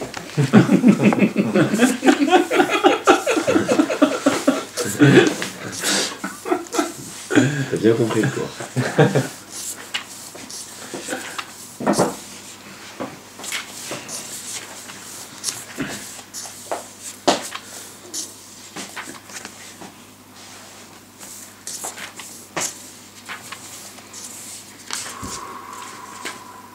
Daniel, t'es encore là?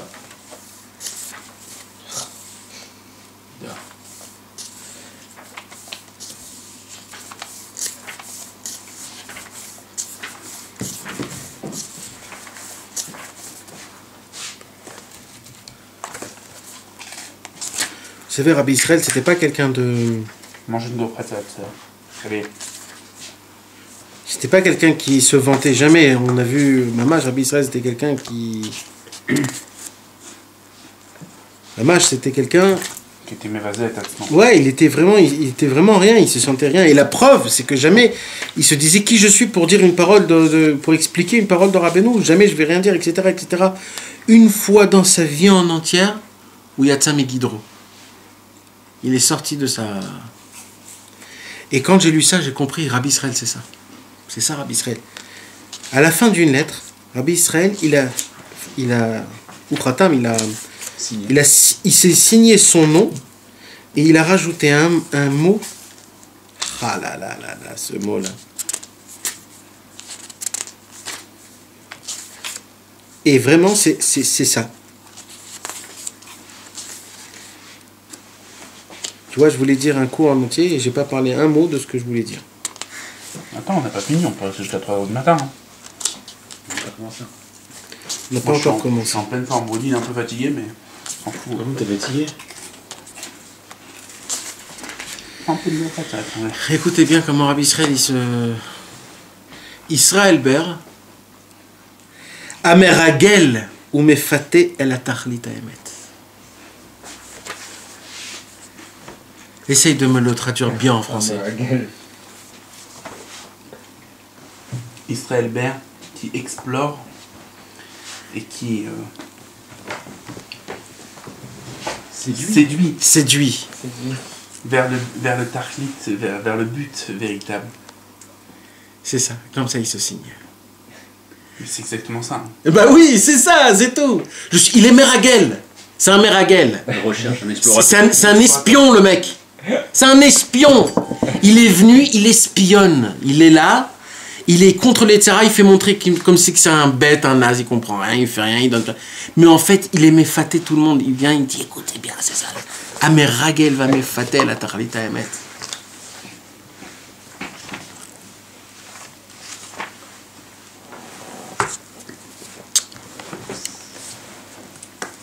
Ça se définit bien. Ouais. C'est mamache. C'est les fatot. Il faut donner l'envie aux gens d'être un Oved Hashem. Pas de les prendre leur bitoul, leur prira, et de leur dire c'est comme ça, il faut faire ça, viens faire ça, c'est comme ça qu'il faut faire ça.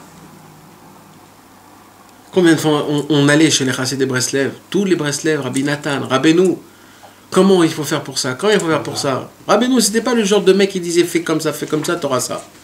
Fais comme ça, t'auras ça. Non, mon pote, t'as besoin de quelque chose, va aller dans le yard, va prier. Jusqu'à qu'un jour, Rabbi Nathan, il a eu marre.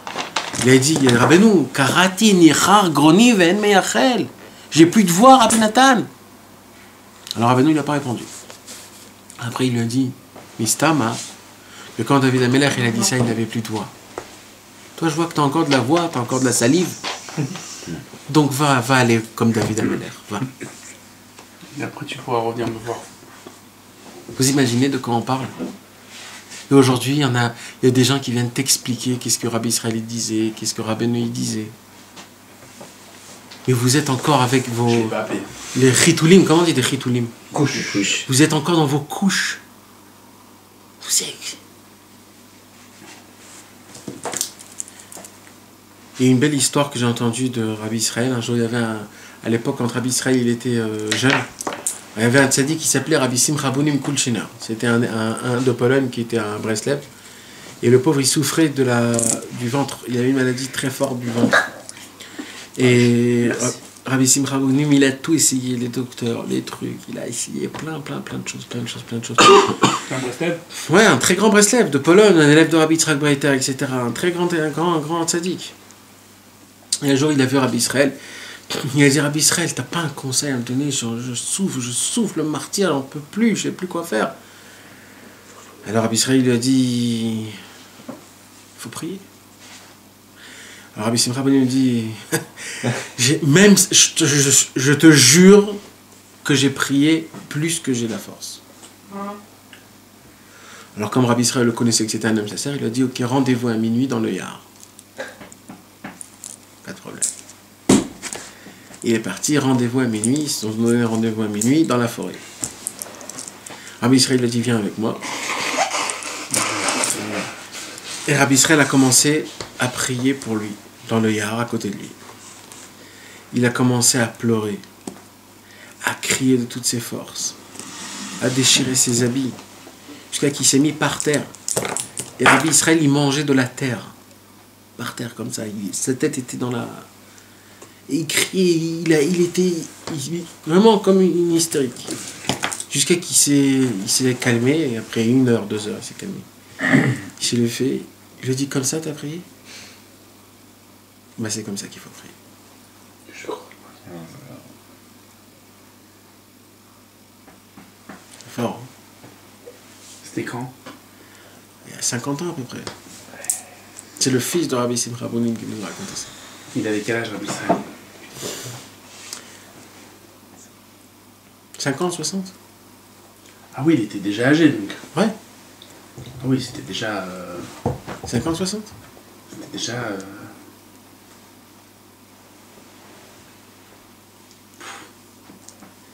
C'est fort. Et ça, c'est...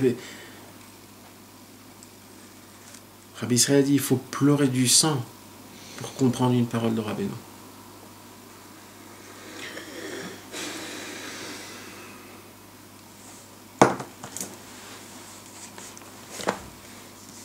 Il faut voir comment avant, ça c'est Rabbi Chaim Vital qui l'écrit dans l'Akdama du Etz Chaim, comment avant les gens aimaient une Nigashim. Ils s'approchaient, mais ils se présentaient devant une étude de Kabbalah. Ils enlevaient leurs chaussures, ils s'asseyaient par terre, avec beaucoup de tchouva, de tachanoun, mikvé, tahara, etc. Et qu'après, ils commençaient à ouvrir des livres de Kabbalah, ils commençaient à étudier. Rabbi Chaim Vital, il dit aujourd'hui, tout celui qui a un gros ventre, il s'assoit, il commence à parler des heures et des heures de Kabbalah, comme si, Kiilou ou Medaber Beshelo, comme si c'est à lui, comme si qu'il est chez lui. La Torah, c'est de la Hanava, mes amis. La Torah, elle a été donnée dans le mont Sinaï, la montagne la plus basse. Chez l'homme le plus bas. Le jour le plus bas. Parce que la Torah, elle est la plus basse. C'est pas basse. Elle est humble. Un homme qui est humble, le Ramban, il dit, dans la Higueret Ramban, c'est quoi le signe d'un homme humble? Quelqu'un qui parle à voix basse. On va parler hier aussi. Quelqu'un qui parle pas beaucoup, qui se pose 10 fois la question, est-ce que je vais parler ou je vais pas parler? Je vais dire ou je vais pas dire? Et aujourd'hui, à peine un mec, il rote, il a déjà dit 4-5 paroles.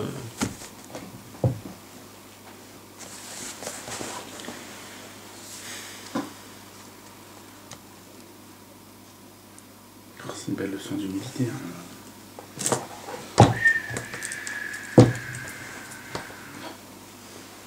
Il faut se réveiller, les gars.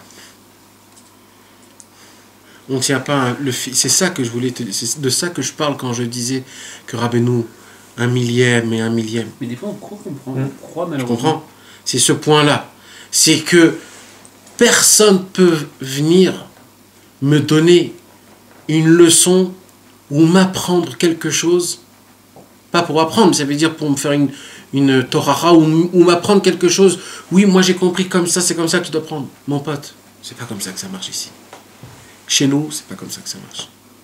Moi, j'ai mon avodat Hashem, j'ai mon khatsot, j'ai mon idvo des doutes. J'ai pris pour accomplir, je prie pour comprendre. Maintenant, il y a une possibilité que tu viennes m'éclairer. Mais tu vas pas m'imposer. Tu vas pas me dire. Tu vas pas m'expliquer. C'était quoi sa concentration, c'est quoi sa... C'est pas ça. Ouais, mais alors. Quand Rabbeinu, par exemple, quand Rabbi Israël dit qu'il ne faut pas se rapprocher des Mephrosamim, qui dit que c'est des chakranim, alors il ne faut plus le dire. Quand quelqu'un te pose la question, il dit. Mais il faut plus le dire, Bémet, il va pas le dire. Je te dis la vérité. Tu sais pourquoi? Mais il faut le dévoiler, ça. Il faut dévoiler qu'il y en a. Pas plus que ça. Et je vais te dire aussi pourquoi. Rappelle-toi bien. Hein. Et ça, c'est important que tu le saches. Je vais le dire quand même si c'est dur à entendre. Ça aussi, ça fait partie de la construction du monde, les Mephrosamim de Sheker, les gens qui prennent une couronne qui ne leur appartient pas. Et Rabbeinu, il dit pourquoi? Parce que c'est un triage. Il y a des gens, malheureusement, que c'est pas bien qu'ils se rapprochent de la vérité. Même que c'est des juifs. Parce que eux, s'ils vont rentrer, ils vont faire le balagan. Tu sais, c'est quand des fois, il y a une classe qui est super bien. Il y a une chose, David, tu peux pas comprendre. Si Dieu les a créés juifs. Non, c'est comme ça. C'est comme ça. Voilà, ça. Mais tu dois pas la dire, Il y ces paroles. il y en a qui sont Bachout, Non, mais tu dois pas la dire, ces Je sais pas, paroles. Yitzhak Rabin, par exemple. Ils nous auraient fait goy, mais les khatrila. Non, c'est des juifs que eux, leur tikkun, il va prendre des années. Ce sera que le Machar qui pourra les aider. Yitzhak Rabin, tu peux pas le rapprocher. Shimon Peres, tu peux pas le rapprocher. C'est des gens que s'ils se rapprochent, ils font un balagan. Ils sont trop impurs. Herzl, il n'y a aucune mitzvah de le rapprocher. Des gens comme ça, il n'y a aucune mitzvah. Eux, Bachoutz, vous pouvez pas. Si vous allez rentrer, c'est une épidémie. Il va nous rendre tous des malades. Tous. Mais quand il est marqué que c'est un kavod pour le tzaddik de ramener... C'est le tzaddik lui-même qui va s'occuper, pas moi. T'as compris? C'est le tzaddik lui-même. Dans Torah Resh Bebet, Rabbi Nathan il dit c'est le tzaddik. C'est son kavod. Non, c'est le tzaddik Beshlemut qui arrive à faire le Azamra. Chez les gens les plus rechaim. Et notre travail à nous, c'est sur nous-mêmes. Mais sur l'autre, nous, on ne peut pas faire. C'est au moins sur nous-mêmes. C'est le tzaddik qui fait sur les autres parce qu'il n'y a que le tzaddik qui peut le voir, mettre la nekuda tova de chez quelqu'un et de le ramener grâce à ça. Donc en fait, c'est un triage. Donc des fois, s'il y a quelqu'un qui veut aller autre part, toi, tu dois faire ton travail. Maintenant, s'il veut, qu'il part. C'est un triage. Tu dois pas lui dire. Tu lui dis. Mais sans rentrer avec des pilpoulim, encore une fois. Le émet, il est émet, mon pote. Le faire, c'est du faire. C'est pas de l'ordre. C'est tout ce que je t'attire. Tu dois lui faire montrer, tu dois lui donner un maximum de connaissances. Comme quoi, la vérité, c'est ça. Le mensonge, c'est ça. Maintenant, tu dois pas... Non, tu dois pas... Je sais pas si c'est le convaincre. C'est l'obliger, pas l'obliger. C'est le... Tu obliges personne, tu peux pas obliger quelqu'un. Non, mais quand des fois tu lui dis, ouais, t'es un naze, mais c'est pas comme ça, vous êtes des imbéciles, etc. Ça veut dire que t'es mashpia, tu as trop de. Comment on dit mashpia? Trop d'influence. Tu dois juste lui donner un maximum de dates. Comme Rabbeinu il l'a fait avec toi, Johan. Et avec douceur. Rabbeinu il t'a pas dit, t'as vatnouf, t'as pas le droit. Il t'a pas dit ça. Il t'a dit ça, amène ça, ça te fait du mal, ça te fait ça. Et c'est tout. Rabbi Israël, il t'a pas dit, il faut faire comme ça, il faut faire comme ça, il faut faire comme ça. Il t'a juste dit ça, c'est important, ça c'est très grave. Non, mais j'aurais aimé, moi. Ben oui, on aurait tous aimé. Mais c'est pas ça le chemin, c'est ça. Ça c'est le chemin des autres. Du mensonge qui te dit c'est comme ça, et c'est comme ça, et c'est comme ça, et c'est comme ça. Notre chemin à nous, c'est qu'on est paumé. On est paumé, on doit chercher toute notre vie. Et comment il dit Rabbi Nathan? Il dit, pendant ce temps qu'on cherche, où on cherche? Midbar Shmama, Ma over Alen ou Bentaim. Regarde Rabbi Israël, par exemple, il nous a dit, nous, tout ça. Qu'est-ce qu'il nous a dit? Il nous a rien dit, il nous a rien dit. Tout ce qu'il nous a dit, après il nous a dit l'inverse. Arrête, de quoi tu parles? Mais de quoi tu parles? Ça de shaker. Oui, mais après il te dit l'inverse. Il te dit sur ça et après il te dit va poser la question à lui. Et un truc, il te dit l'inverse, il t'a tout dit l'inverse, Yohan. Rabbi Israël, c'est le maître du monde qui t'a fait montrer de la recherche. Il t'a tourné sur son petit doigt. Parce que c'est ça, Rabbeinu, c'est va chercher. Va chercher, t'es maître de toi-même. Maître de toi-même. Rabbeinu, il te donne le mode d'emploi, comment il faut faire. Mais toi, t'es maître de toi-même. On n'est pas des singes. On n'est pas des singes. Il y a une parole que j'ai pas compris des années. Et j'ai compris ça grâce à cette étude-là. Je ne me rappelle plus comment c'est exactement, mais Rabbeinu a dit, on ne peut pas être un élève. Personne ne peut être un élève de chez moi s'il n'a pas l'audace de me contredire. T'imagines cette parole? Mais ça chamboule tout. Parce que normalement, nous, c'est le bitoul. Tu me dis tout de suite, je le fais. Et là, Rabbeinu, qu'est-ce qu'il dit? Rabbeinu, il dit, un homme ne peut pas être mon élève s'il n'a pas l'audace de me contredire. Tu sais pourquoi ça? Ça, c'est la recherche. C'est ce que je viens d'expliquer. C'est toute la recherche. Pourquoi? Parce que l'autre tzaddik, qui va te dire comme ça et comme ça. Et Rabbi Nathan, tu vois que dans sa vie, à chaque fois qu'il y avait quelque chose, Rabbi Nathan demande à Rabbeinu, mais Rabbeinu, pourquoi comme ça? Pourquoi comme ça? Mais tu nous avais dit comme ça. Et pourquoi tu vas là-bas? Ouais, mais là, trouve tes portes, là, Hein? Trouve tes portes. Ouais, je sais, c'est pour ça, il faut que j'arrête de parler. Trouve des portes. Il faut que j'arrête de parler. Ah, vas-y, on va aller jusqu'au bout. Non, c'est trop. Bah si, vas-y. Non, on va trop loin. Maintenant, quelqu'un va dire, bah voilà, je vais aller voir lui, là, je vais aller étudier ses livres à lui maintenant. C'est pas utile. Non, pourquoi? Tu me dis alors, si c'est faut que je cherche, bah je vais aller voir lui aussi. Tu cherches le tzaddik. Peut-être que lui, il est là-bas, alors. Mais personne, c'est ce qu'on a parlé 1h30, personne peut oser expliquer une parole de Rabbeinu. La seule chose qu'on peut se donner, c'est des échanges de sentiments, de comment on dit, d'aventures, d'idées. Un livre, c'est du concret, c'est du tranchement. Des échanges d'idées, de sentiments. C'est ça. Mais le ripous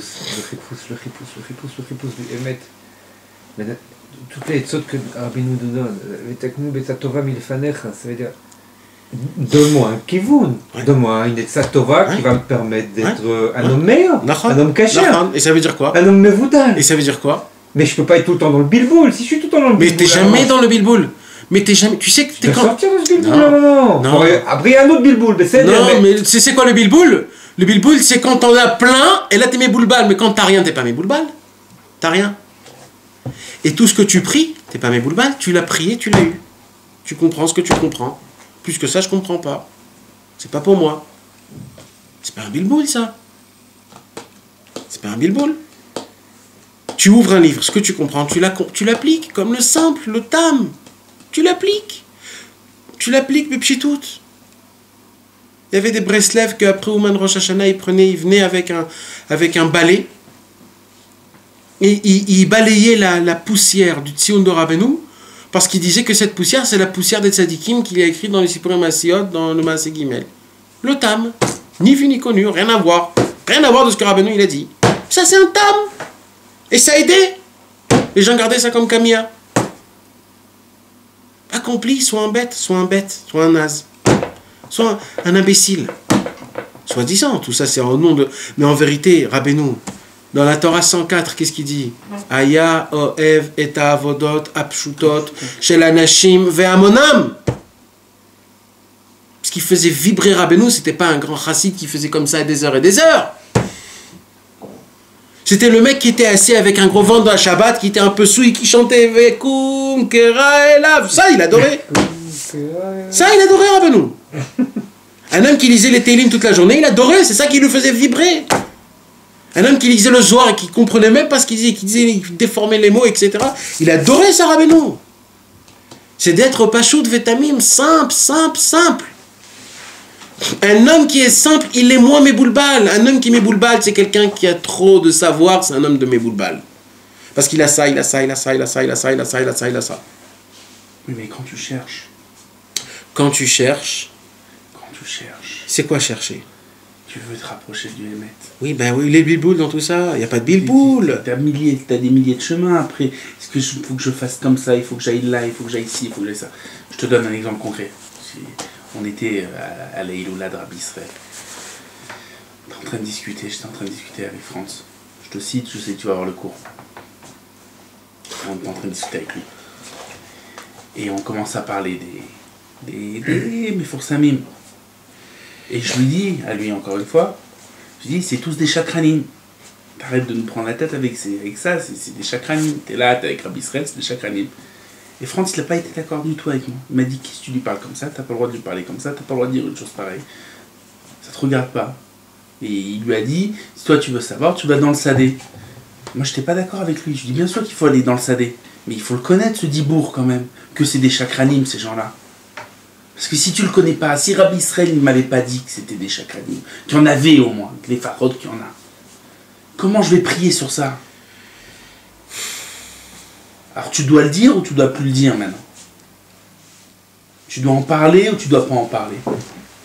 Tu dois le faire ou tu dois pas le faire? Bien sûr que tu dois en parler. Mais c'est pas comme ça qu'il faut en parler. Il faut expliquer comme quoi ces gens-là, chaque homme, il faut dire ce que Rabbeinu a dit. Le Pirsoum, en lui-même, pas lui-même, un homme qui aimait Forsam, il a la possibilité de tuer, de voler et de violer chaque instant. De lui-même, pas les autres, lui-même. Rabbeinu, il a dit d'être un Meforsam, quelqu'un qui est connu, même un tzaddik. Hein. On ne parle pas de Sheker, on parle d'un tzaddik. C'est très mesoukat, très dangereux, c'est un danger. C'est un danger énorme. Pourquoi? D'abord parce qu'il y a les forces du mal. C'est comme si on prend ta tête, one tend, rechercher. Okay, il y a toujours des connus, des inconnus, il y a toujours. On parle des connus. Mais c'est une médecine ou dans la réalité des hommes? Il y a toujours des connus, des inconnus. Tu peux pas avoir que des inconnus ou que des connus. Il y a toujours des connus, des inconnus. Non, mais non. Tu dois dealer avec ça. Ouais, mais celui qui est connu maintenant. Ok, c'est mais on s'en fout maintenant de ça. Non, mais ce que je veux dire, c'est pourquoi tu dois en parler? Pourquoi tu dois en parler? Si, en disant, je vais aller chercher le négatif de l'histoire. Non, je vais pas aller chercher. Non, je parle du limoud de Rabbi Israël. Non, je vais t'expliquer.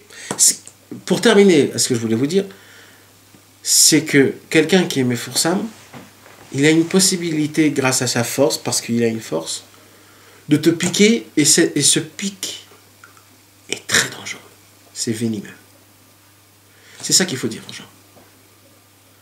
Que ce soit un tzaddik ou un rachat, un Meforsam, il a une possibilité de jouer avec ton libre arbitre, ou si Chas Veshalom il se trompe d'un centimètre avec ton libre arbitre, c'est dans le shol tartit que tu descends. Comme on les connaît presque tous, on les voit comme quoi on leur donne des noms. Est-ce que lui il peut se marier avec elle? Lui avec un oui et un non, il peut déchirer des mondes. D'accord? Il ne peut pas faire des choses comme ça. Mais ils les font. Il n'y a pas que ça. Dans la refoua shlema, dans le business, fais oui, fais non, investis là, investis pas là. Avant, c'était pas comme ça, avant les tzadikim. Donc le pirsoum, le fait est que je suis connu, j'ai une épée que sans faire exprès, je peux piquer la personne et le tuer. Et c'est ça qu'il faut expliquer aux gens. Il faut essayer de s'éloigner, de s'écarter des gens qui ont de l'influence sur toi. Pourquoi? Pas parce qu'ils sont mal. Non, pas parce qu'ils sont mal. Pas obligatoirement.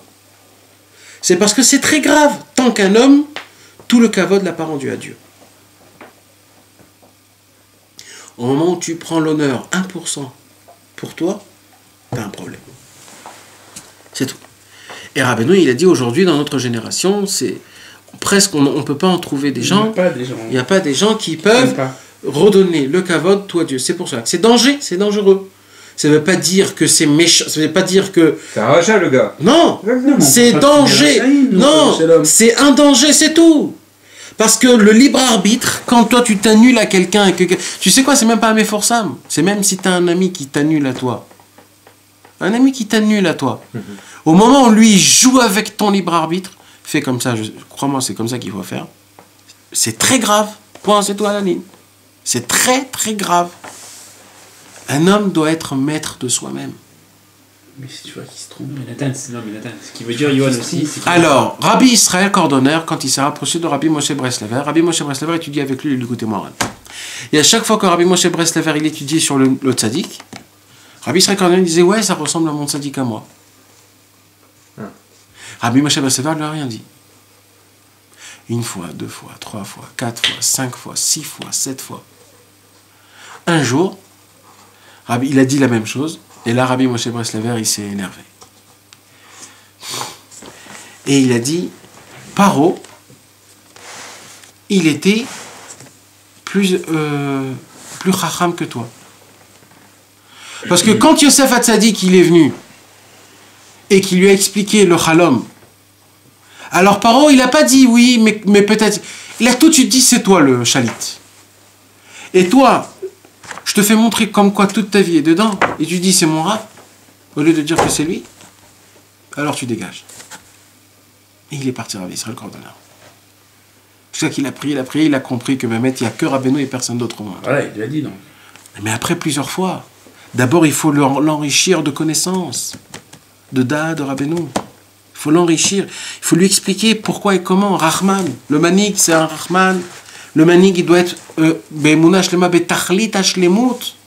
il doit avoir aucun gamabrit, kolcheu, etc., etc. Tu me donnes ses qualités, il n'y a pas de problème. Il n'y a pas de qualité comme ça, alors non. C'est tout. Mais Nathan, Rabbi Israël, il a été plus loin, il a dit des noms. D'abord, Rabbi Israël, il n'a pas dit des noms. Il a dit ça une seule fois à une personne. Et même ça, c'est une histoire à raconter parce que c'est pas comme nous on le croit. Et il a dit des noms, certains noms, il a dit des noms, c'est vrai qu'il a dit des noms à 2-3 personnes que Rabbi Israël les connaissait très bien, il a vu, etc. Il a dit il faut s'éloigner d'eux, c'est tout. Qu'est-ce que tu veux qu'on fasse? C'est comme ça.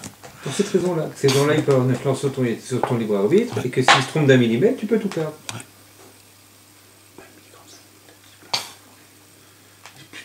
Putain, chakra. On a dit, c'est Chas Shalom, mais c'est Dibourim. Moi je parle pour moi, hein. À moi si on ne les avait pas dit.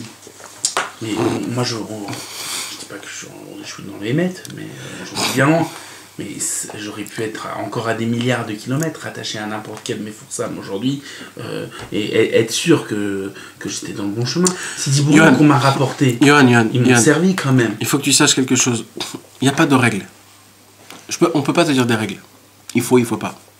Parce qu'on retombe dans le même système de... Rabbeinu, il n'y a pas de règles. Il faut dire, il ne faut pas dire. Celui qui cherche la vérité, Dieu il va te donner à dire des paroles. Tu vas le sentir toi-même.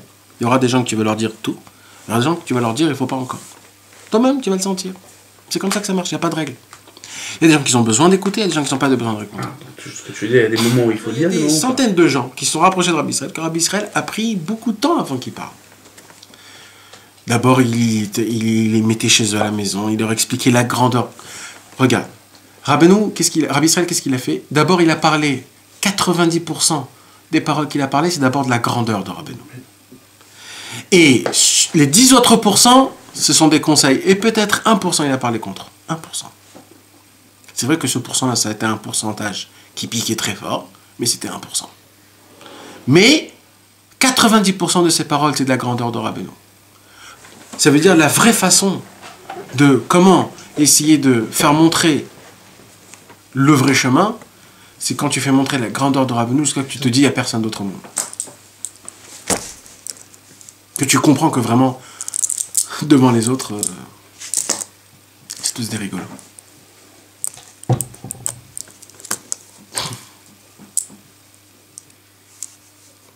Mais il ne faut pas avoir peur du ripous, mes amis. Le ripous s'explique à plein de choses. C'est pas... Le ripous, mes amis, ça fait partie. C'est comme Pas ça. plus beau que le ripous. Exact. C'est vrai, si on prend... Il dit là, regarde. Là, Rabbi Nathan, vous connaissez, Rabbi Nathan, il explique la Pirkei Avot, Yagati ou Matsati, Al Ta'amin, Ta'amin. Vous vous rappelez de ce ridouche-là? Dans la Pirkei Avot, il y a écrit comme ça. Yagati velo Matsati, Al Ta'amin. Si, comment tu expliques ça? J'ai cherché et j'ai pas trouvé. Ne le crois pas. Ne le crois pas. Yagati velo Matsati, Al Ta'amin. Alors il pose la question à Rabbi Nathan. Pourquoi si j'ai cherché et j'ai pas trouvé, n'y crois pas?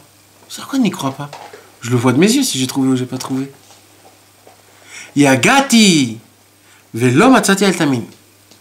Ça veut dire quoi? Crois que t'as trouvé. Ça veut dire quoi? Ça veut dire quoi? Crois que t'as trouvé. Je l'ai ou je l'ai pas, ma montre? Je l'ai perdu, ma montre. Il dit Rabbi Nathan, parce que quand tu commences à chercher, même si tu vois pas que t'as trouvé, t'as trouvé. C'est pour ça, crois que t'as trouvé. T'amines. C'est-à-dire, au moment où t'as commencé à chercher, t'as déjà trouvé. Il dit Rabbi Nathan, Afilu kolzman she'en motzin. Même si Bémet, t'as pas trouvé. T'es resté le même baltava, le même pagoum dans le brit, le même pur, etc. Ou revar blishur yoter mikol hon de alma ain lorata. Mikol sheken shanu betuchim shebevadai niske limtso. Ça c'est sûr qu'on est certain que à la fin on va trouver. Même si c'est pas maintenant, en même temps là je pue à mort. Mais à la fin on va trouver. Im niske litrazek ou levakesh ou lerapes tamid. ובעניין הזה כלולים כל הכוונות של כל הפרשות. שזכינו לשמוע דברים נוראים כאלה, ויותר מזה אי אפשר להעריך כמה אנחנו צריכים לשמוח כשזכינו, שמכהן אותנו בשיבה משבטם וששון ושמחה תשיג, עד שתחתיו גם אנו וכו'. אדרבה, זהו שמחתי, שאיש כמוני, אף על פי כן, אני יודע מנפלאות כאלה, מנעימות כאלה. Et au moins on sait les paroles de Rabbeinu, même si on les accomplit pas, on les sait. C'est ça qu'il dit la Rabbi Nathan. Au moins je le sais. Je sais qu'il y avait des 7 mendiants, je sais qu'il y avait Azamra, je sais. C'est ma spikli.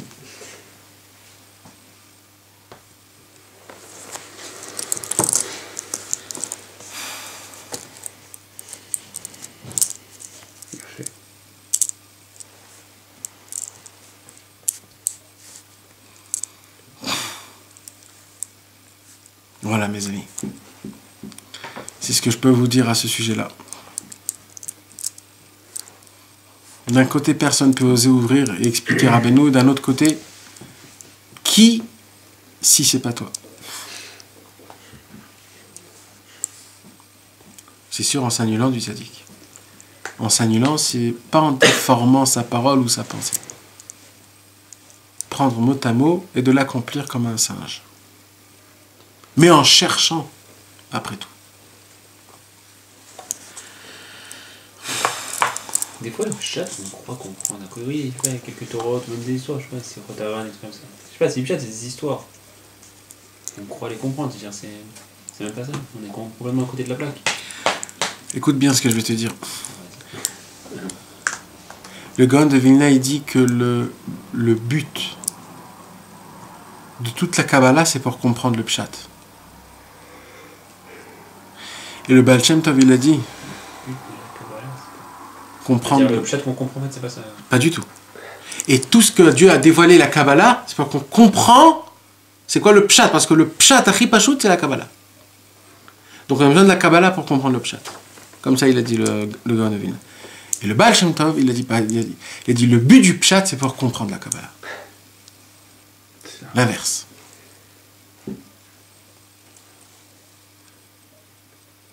Ça veut dire quoi? C'est très simple. Le Baal Shem Tov, il te dit que quand tu montes dans la Kabbalah, Pshat, Remez, Drash, Sod, tu restes en haut. Et tu amènes le Pshat en haut. Le Gaon de Vilna, il te dit tu dois prendre le Pshat, le Remez, le Drash, le Sod, pour redescendre au Pshat et comprendre le Pshat. Le Baal Shem Tov, il te dit ne redescends pas, reste en haut. Parce que c'est infini. Le Sod, il est infini. Tu restes en haut. Le pshat, c'est la Kabbalah. Le Gaon de Vilna, il dit non. La Kabbalah, c'est pour que tu comprennes le pshat. Oui, le Gaon de Vilna, il te dit que tout le reste, c'est des outils pour comprendre le pshat. Exact. Et le Baal Shem Tov, Il te dit que le non. pshat, c'est des outils pour comprendre la Kabbalah. Et c'est quoi la Kabbalah? C'est pas la Kabbalah comme dont on parle. C'est le Gilou Elohim. Le dévoilement de Dieu. Tu comprends? Non, franchement, ouais, je sais pas très bien compris. C'était quoi ta question? Il y a Des fois, tu comprends. Oui, des fois. Et en fait, ce qu'on comprend, c'est pas du tout ça qu'on comprend. Non. On peut dire pareil sur la Torah, des fois tu prends la Torah, tu crois comprendre l'histoire. Yosef, ses frères, c'est sympa, mais l'histoire, il y a Sarah et tout. Il y a même ce qu'on croit comprendre dans l'histoire. Rabbi Nathan, il dit, d'abord, c'est pas que Rabbi Nathan, tout. Si tu crois que la Torah, quand tu la lis, c'est ce que tu as lu, t'es un épicurès. T'es un athée. Tu t'imagines de quoi on parle? Un athée. Si tu dis que ce qu'il y a écrit dans la Torah, c'est tel quel, t'es un athée. Non, mais c'est parce que toi, tu vas en plus profond. C'est sûr que quand tu lis la Torah, même ce que tu as compris, en fait, tu l'as pas compris. Et c'est Non, mais ça veut dire dans le pshat, pachout. Quand tu lis la Torah, alors tu vas dire que les frères de Yosef, c'est des tueurs, tu vas dire que Yehuda, c'était un Baal Tahava, tu vas dire que David, il a volé des femmes, tu vas dire que Shlomo, il avait 1000 femmes. C'est ce qu'ils disent les Français qui connaissent pas la Torah. Ouais, mais David, j'ai pas aimé ce qu'il a fait. Ah ouais, bien sûr. Et c'est qui David pour toi? Bien sûr. Et c'est ça le pshat. C'est le pshat. Le soir, j'ai cru voir, il dit j'ai entendu qu'il y a un maudit celui qui lit le chat. Bien sûr. C'est pour cela qu'il y a beaucoup plus que ça. Alors il y en a un qui va t'expliquer le pshat d'après le remez, d'après le drage, et il y en a qui vont t'expliquer d'après le sod. Mais tout ça pourquoi à la fin? Pour expliquer le pshat. Le Baal Shem Tov, il te dit non, ça n'existe même pas tout ça. Il y a beaucoup plus que ça. La Torah, c'est toi. David Ameller, c'est toi. C'est toi, David. Ce soir, je voulais vous parler d'un sujet. Je ne vais pas rentrer, mais comme tu as posé une question... Vas-y, rentre, on a du temps encore. Non, parce que c'est trop... Je suis en pleine forme, vas-y. Allez, vas-y, lâche-toi. On a du temps. Pas pour toi, hein, mais... Rabbeinu, il nous a dévoilé... J'essaye de trouver un exemple, mais j'arrive pas à trouver un exemple. Milchemet Mochot. Comment on peut dire ça? Le combat des esprits. Le combat des esprits, mais c'est pas le combat des esprits, le combat... Un combat... La guerre des cerveaux? Pas la guerre des cerveaux, mais c'est une guerre qui est mentale. Ok? Une guerre psychologique. Une guerre psychologique, exact. Nous, on nous dit, il faut faire ça, il faut mettre les tefilines, il faut faire Shabbat, il faut étudier, il faut penser à Hachem, il faut aimer Hachem, il faut avoir peur. On n'a pas le droit de faire ça, on n'a pas le droit de faire ça. Alors, nous, on rentre, on sort de la maison, on a une guerre. On ne doit pas regarder des femmes, on ne doit pas regarder ça, on ne doit pas faire. Il y a plein de choses. On est entouré de mitzvot et de averot qu'on n'a pas le droit de faire et on se garde sur chaque chose, etc., etc. En vérité, la guerre ne t'appartient pas. La guerre, elle ne t'appartient pas. La guerre, elle est déjà faite. Elle est déjà notée. Depuis les 6 jours que Dieu a créé le monde, tout est déjà noté. C'est tout dans ton cerveau. C'est tout dans ton cerveau. Est-ce que quand tu vas pécher, tu vas croire que c'est toi qui as péché? Et pas juste que c'est toi, c'est pas ça que je parle. C'est du sentiment de comment tu vas continuer après. Comment tu vas te sentir après que tu es tombé. Rabbeinu, il te dit, sache mon pote, tout c'est faux, tout est dans ta tête, donc toi, ce que tu as besoin, c'est de garder ta tête fraîche et de te dire que tout, c'est rien, toi tu dois monter tout le temps sans regarder ce qui se passe. Jamais tomber, jamais. Léolam, ni arrête mes comment. De ne laisser ta place à personne. Maintenant, toi, tu vas croire, tu sais, je sais pas comment, peut-être c'est un film d'horreur, ou alors... Tu crois qu'on te prend ta place et que quelqu'un s'assoit dans ta place, comme un rêve que tu délires, un rêve d'horreur, je sais pas comment on dit, un cauchemar. Et tu crois mais en fait c'est faux, il se passe rien, tout est dans ta tête, tout est dans ta tête.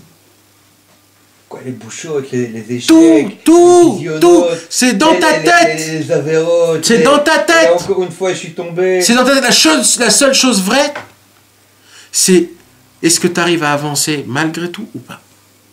Quand tu avances, c'est vrai. Et c'est quand tu tombes?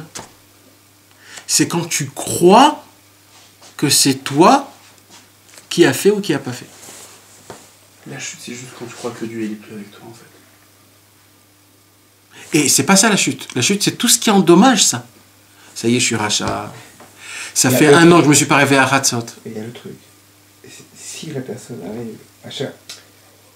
Si elle n'a pas le sentiment de se dire ce que j'ai fait c'est mal, l'honneur, on continue, c'est pas moi. T'as pas peur que d'un autre côté ils se disent ah là, j'encaisse beaucoup mieux maintenant. Ça, la petite Avera maintenant, allez je peux la faire parce que maintenant j'ai les mochines pour me dire c'est pas moi. Tu vois ce que je veux dire? C'est-à-dire, j'encaisse maintenant. On parle d'une personne qui Maintenant, cherche j'encaisse. à avancer, Jonathan. Non, même quelqu'un qui parce cherche, que ça fait quand même cet effet-là. tu peux tomber dans le travers. Et tu sais ce que je vais te dire, Jonathan? J'encaisse maintenant. Rabbeinu m'a dit, vas-y, continue. Jonathan, Et je le prends à l'envers. je vais te dire quelque chose. Tu vois? Je vais te dire quelque chose. Il y a ce cas-là, et il y a le cas qui tombe, parce qu'il a peur des Averot. Lui, il a de l'Aïrat Shamaim. Il a peur des Averot, mais lui, quand il tombe, il tombe. Et il est cassé. Il est cassé et c'est dur. Alors moi, je préfère un mec qui fait beaucoup de péchés, mais qui fait beaucoup de mitzvot et qui monte, qu'un mec qui fait pas beaucoup de mitzvot parce qu'il a fait un petit peu de péché. Non, mais je crois pas qu'il peut tomber dans ça, Nathan. Qu'est-ce que t'en penses? Moi, je préfère ce mec-là. Mais Ça fait rien mal à ça. Non, mais s'il est cassé parce qu'il a dit ça, de dire Hachem. Et crois-moi qu'un homme qui est sincère, il n'arrivera pas à ça. J'ai foiré. Je suis retombé. J'ai fait un truc qui est pas bien. J'ai de la peine parce que. Je t'ai fait de la peine à toi. C'est mon niveau, pas mon niveau. Je parle même pas de ça. Je sais pas, j'ai fait du ça que je beaucoup. Kélo. Le mec, ça lui donne une agacha de. C'est tristesse. Jusqu'à ce qu'il remonte, il remonte. Mais il a un cœur qui va lui dire t'as fait du mal à ta femme, t'as un cœur. Tu fais du mal à ma femme, je suis pas bien. Je fais mal à ma femme, je suis pas bien. Je peux pas dire l'honneur. Non, mais j'ai pas l'honneur. Non. Là, tu parles d'un manfoutiste. Moi, je parle pas d'un manfoutiste. Moi, je parle de quelqu'un que quand il fait un péché, il demande pardon à Hachem et il oublie tout. C'est tout. Beaucoup de sincérité. C'est tout. Ouais. Faut beaucoup de sincérité. C'est vrai. C'est vrai. Mais avant que la sincérité, elle arrive, où t'en es? On fout rien. Alors il faut avancer le maximum qu'on peut, faire un maximum de péchés, mais demander pardon. C'est vrai que ça fait mal, parce que, je te dis la vérité, j'ai eu ce sentiment-là. Je te dis la vérité, c'est du vécu. Et je me suis posé la question, où j'en suis? Et là, je me suis pensé, qu'est-ce qui est préférable? D'un mec qui est toujours cassé, brisé, parce que des péchés, on l'en fera toujours. Alors, d'être un homme cassé, brisé, comme la majorité des Hirei Shamaim qui sont là, qui arrivent chaque matin au Shtiblar, tu les vois, tu as envie de déchirer tes habits, tu dis, c'est pas ça la Torah. Ou alors, tu préfères quelqu'un qui est joyeux, il fait des péchés, malasot. Je fais des péchés, mais Ani im Hashem Elokim. Ça, c'est plus beau, mon pote. C'est vrai que c'est pas beau, mais c'est plus beau. Mais il y a une personne comme ça, Nathan, quand elle fait une faute, elle va... ça va pas lui donner la possibilité, ça va pas lui donner un éther pour faire plus de fautes, ça. Non, mais tu sais ce qui... Moi, ça me faisait mal. C'est de perdre le sentiment que la faute me fait mal. Ce sentiment-là, je veux pas le perdre. Je veux pas le perdre, c'est un sentiment qui est pur. Pourquoi? Parce que c'est pur, c'est Dieu. C'est pur. Non, c'est pas pur. Yoann. Je te le dis. C'est très extrémiste, toi. C'est pas pur. Si ça te fait mal et ça te rend triste, c'est pourri. Non. Ça pue. Non. Ça, Israël l'a dit à Nioeveta. Va la faire à sa mère. Zéou. Si ça te fait mal, c'est du Yetz qui te dit t'as vu, ça te fait mal. C'est bien ça. Ça te fait mal. Sois triste encore un peu parce que ça fait plaisir à Dieu. Je crois que Dieu il aime que t'es triste. Non. Moi, je parle encore pas de la tristesse. Non. Je parle du fait que ça te pique. Mais ça te piquera toujours au fond de toi. Oui, Ça te piquera toujours oui, au fond de mais toi. moi- Tu perdras jamais ça. Tu le perdras jamais. C'est ça, moi j'ai dit ça. C'est parce que c'est Ça, ta ça, neshama. ça, C'est ta neshama. Au fond de toi, au plus profond de toi, ça te fera toujours mal. Mais si, comme tu le dis, tu le fais vraiment et tu te dis, c'est pas grave. Mais c'est ce qu'il dit, c'est la Torah même traite. C'est ce qu'il dit, bouge pas de ta place. Quoi qu'il s'est passé, Altidag, t'as rien fait. Toi. En tout cas, je peux te dire une chose, sûr et certain de ça. Un homme qui prend à la légère, c'est monter, c'est descendre, hein, parce que c'est pas que les descentes. C'est aussi ses montées. Ses grandes mitzvot, etc., etc. Lui, son travail, lui, c'est que d'être toujours attaché à Dieu, de monter que Dieu, de regarder, d'essayer, de combattre, etc. Même les montées, je m'en fous, même les descentes, je m'en fous. Parce que tout, c'est Hachem. Mais moi, je sais une seule chose, c'est un comment on a dit, c'est un milchemet mort. C'est une guerre, en fait, psychologique. De te dire... Attends, tu t'imagines si c'est vrai, Bémet, ce que je suis en train de te dire? Bémet, rien n'est rien. Parce que ça, c'est des questions, on se pose des questions parce qu'on est Bessafek. Mais tu t'imagines si c'est rien, Bémet, il n'y a rien. Tu t'imagines de ça? Qu'en vérité, tout ce qu'on te demande, c'est de garder ton cerveau comme si tout était comme il faut. Ouais, mais oui, je sais. C'est comme ça. Hein. Et c'est comme ça. Et si c'est comme ça, mon pote, tout marche avec Rabbi Nathan, parce que Rabbi Nathan, c'était le maître de ça. Le listakel, etc. Mais moi, ce que je voulais te dire, c'est un homme. Que chaque soir avant de dormir, il dit tous ses péchés. Béhémet, tous ses péchés. Même s'il prend à la légère, sache une chose. Le lendemain, quand il voudra faire un péché, ça va lui faire très mal. Ça va lui faire très mal. Non, mais il ne voudra plus faire. Il ne voudra plus faire. Il ne veut plus faire. Et tu vas t'apercevoir des péchés que avant tu faisais, que maintenant... parce que tu deviens pur. Quelque chose de pas pur te met une tâche. Et tu vas dire, je veux pas cette tâche. Je vais être loin de Dieu. Je vais être proche de Dieu. Donc ça va pas être à la légère. Peut-être au début... Mais un homme qui est sérieux, ben mettre ça. Je te dis. Hein. Moi, je suis d'accord avec toi parce que je trouve que ça n'ouvrira pas une porte, Nathan. Parce que, et c'est pour ça qu'on n'arrive pas à le faire. Parce qu'on croit toujours que si on réagit comme ça va nous ouvrir une porte pour dire, non, bon, il y a plus rien qui... Mais non, moi je suis un, donc je peux faire ça, je peux manger, je peux... Allez, ça c'est... C'est quand qu'on pense comme ça? C'est quand on... C'est quand on se dit, peut-être oui, peut-être non. Peut-être c'est vrai que tout est Dieu, et peut-être non. Tant que tu es dans ce safek là, oui. Mais au moment où tu es persuadé que tout est dans ta tête et que ce qu'on te demande ici, une seule chose, c'est d'être frais dans ta tête, radash, joyeux, toujours monté, t'as plus peur de rien. Tu dis, Tsarara, viens combattre devant moi. Giraben a des sites là. Et c'est tout, parce que la vérité, le mec, il a pris une balle dans le ventre. Il pourra pas demain faire un marathon avec une balle dans le ventre. Il a besoin que ça se cicatrise un petit peu, il a besoin de reprendre des forces. Maintenant, si je te dis, Jonathan, si je te dis... T'as pas pris de balle. Non, si je te dis que t'as un pare-balles. T'as eu l'impression que marche que t'as pas reçu. Le problème, tu sais, quand on tire dans un pare-balles, ça te fait exactement le même mal. Ça fait mal aussi. Mais ça perce pas le ventre. Alors le mec, il dit, j'ai eu percé le ventre. Alors vite, Mais le mec, il peut pas. Là, on est dans cette position qu'on a un pare-balles, on nous a tiré une balle et on ne sait pas si la balle est transpercée ou pas transpercée. C'est tout, c'est ça notre truc. Et on doit dire, on doit croire à notre ami qui nous dit, t'inquiète frérot, il y a le pare-balles, ça n'a pas transpercé. Maintenant, si tu dis à cet homme, sa balle a transpercé et qu'elle n'a pas transpercé, il ne court pas le marathon. Il peut même mourir. Vous connaissez l'histoire comment le Rambam a tué son adversaire. Le poison. Et c'était quoi? C'était de l'eau. Il a fait boire de l'eau, il est mort avec de l'eau. S'il lui a fait croire que c'est un poison. Mais attends, tout est psychologique. Ce monde, c'est un monde de Khalat, Mourot, Kazé, Gadol. Il n'y a rien à faire, ce monde n'existe pas. Ni notre femme, ni nos enfants. Bémet. Ils viennent t'aider, c'est tout. Ils viennent t'aider, mais pas plus que ça. Pas plus que ça. Il ne faut pas en faire trop de l'histoire. C'est juste un petit gâteau. C'est pas la fin du monde. On doit donner un petit gâteau. C'est tout. C'est un monde qui a beaucoup plus que ça dans ce monde-ci. C'est un vrai combat. C'est pas...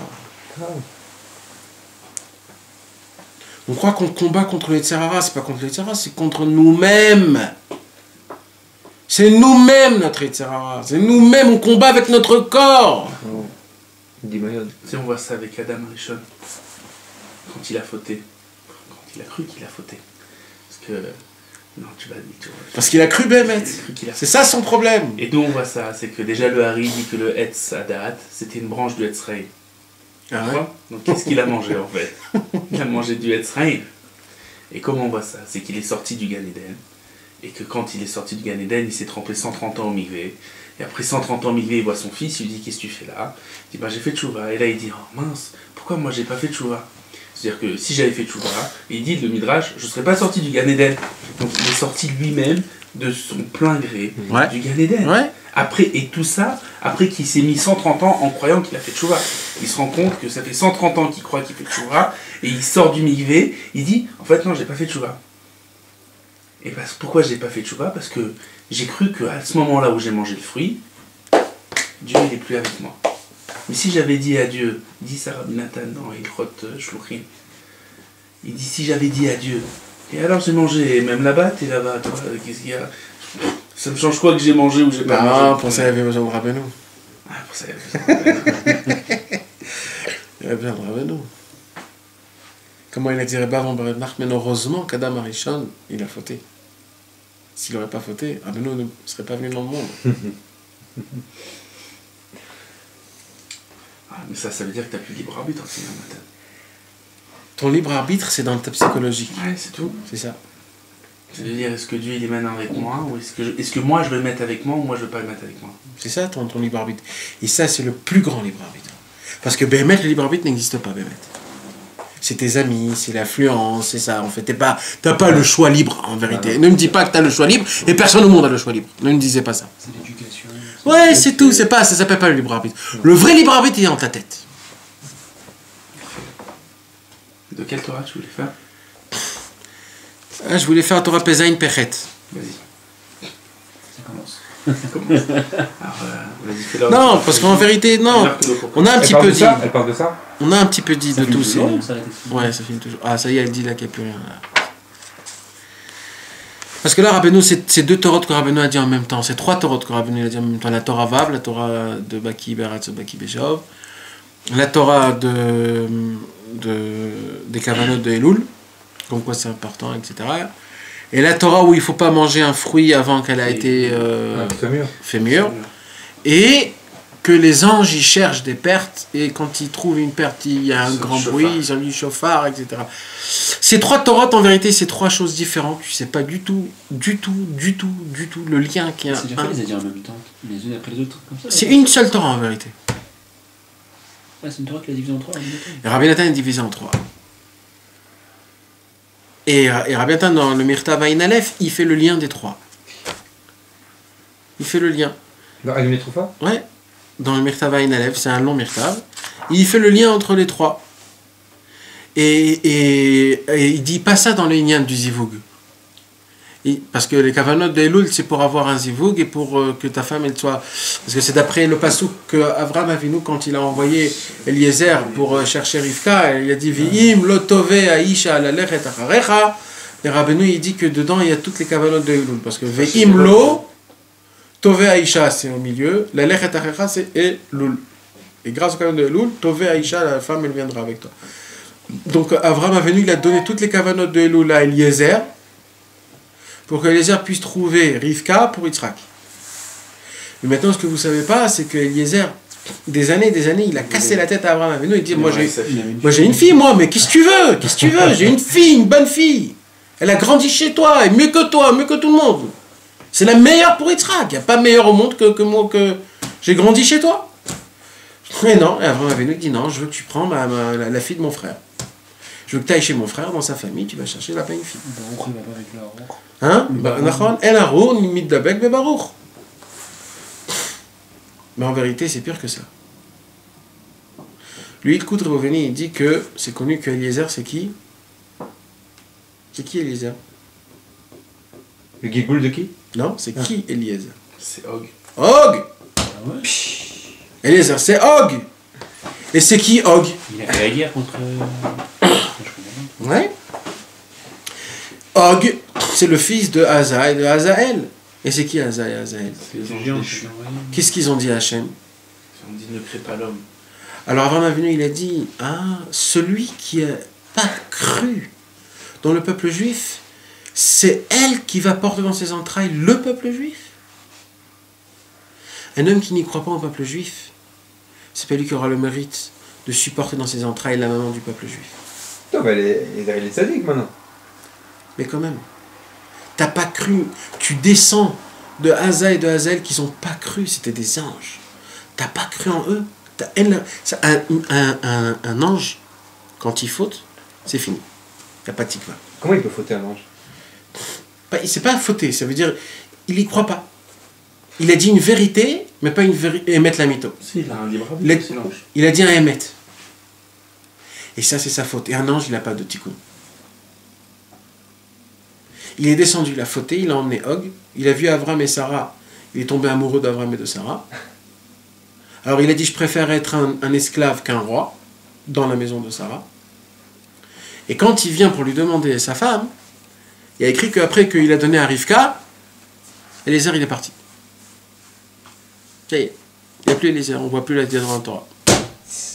L'égoïsme. Tu peux être le tzaddik le plus grand tant que tu as Il a un... perdu la créale à la fin, je crois, Eliezer. Non, Abraham, il a pas enlevé sa créale, c'est baron. Ouais, il est devenu baron. Il est devenu baron, je crois. Ouais, mais c'est... C'est un drache.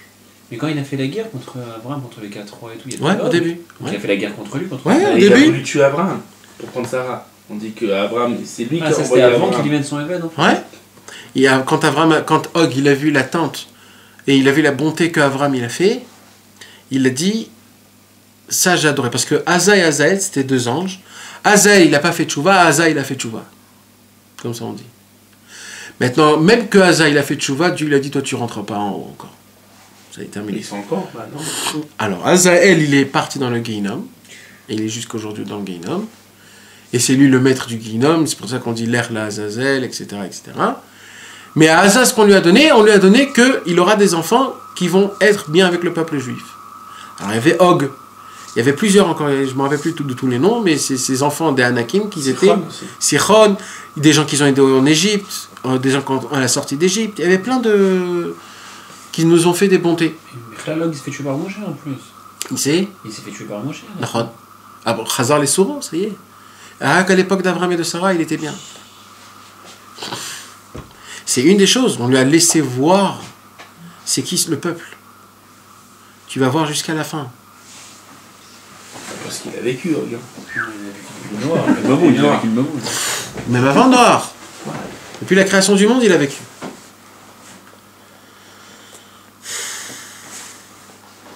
Et pourquoi je vous dis tout ça? C'est parce qu'en vérité, Eliezer, il avait un problème, c'est qu'il n'a pas cru. Il n'a pas cru. Il tenait ça de ses grands-parents, il n'a pas cru dans le peuple juif. Il n'a pas cru que Rivka, elle était assez bonne, mieux que sa fille. Il croyait que sa fille était meilleure pour Yitzhak. Il n'a pas cru dans la parole d'Abraham, il n'a pas cru qu'une fille qui est descendue de Lavan et de Bethuel, parce que c'est écrit là-bas qu'elle était complètement... Ils l'ont embrassée parce qu'il a donné de l'or, de l'argent.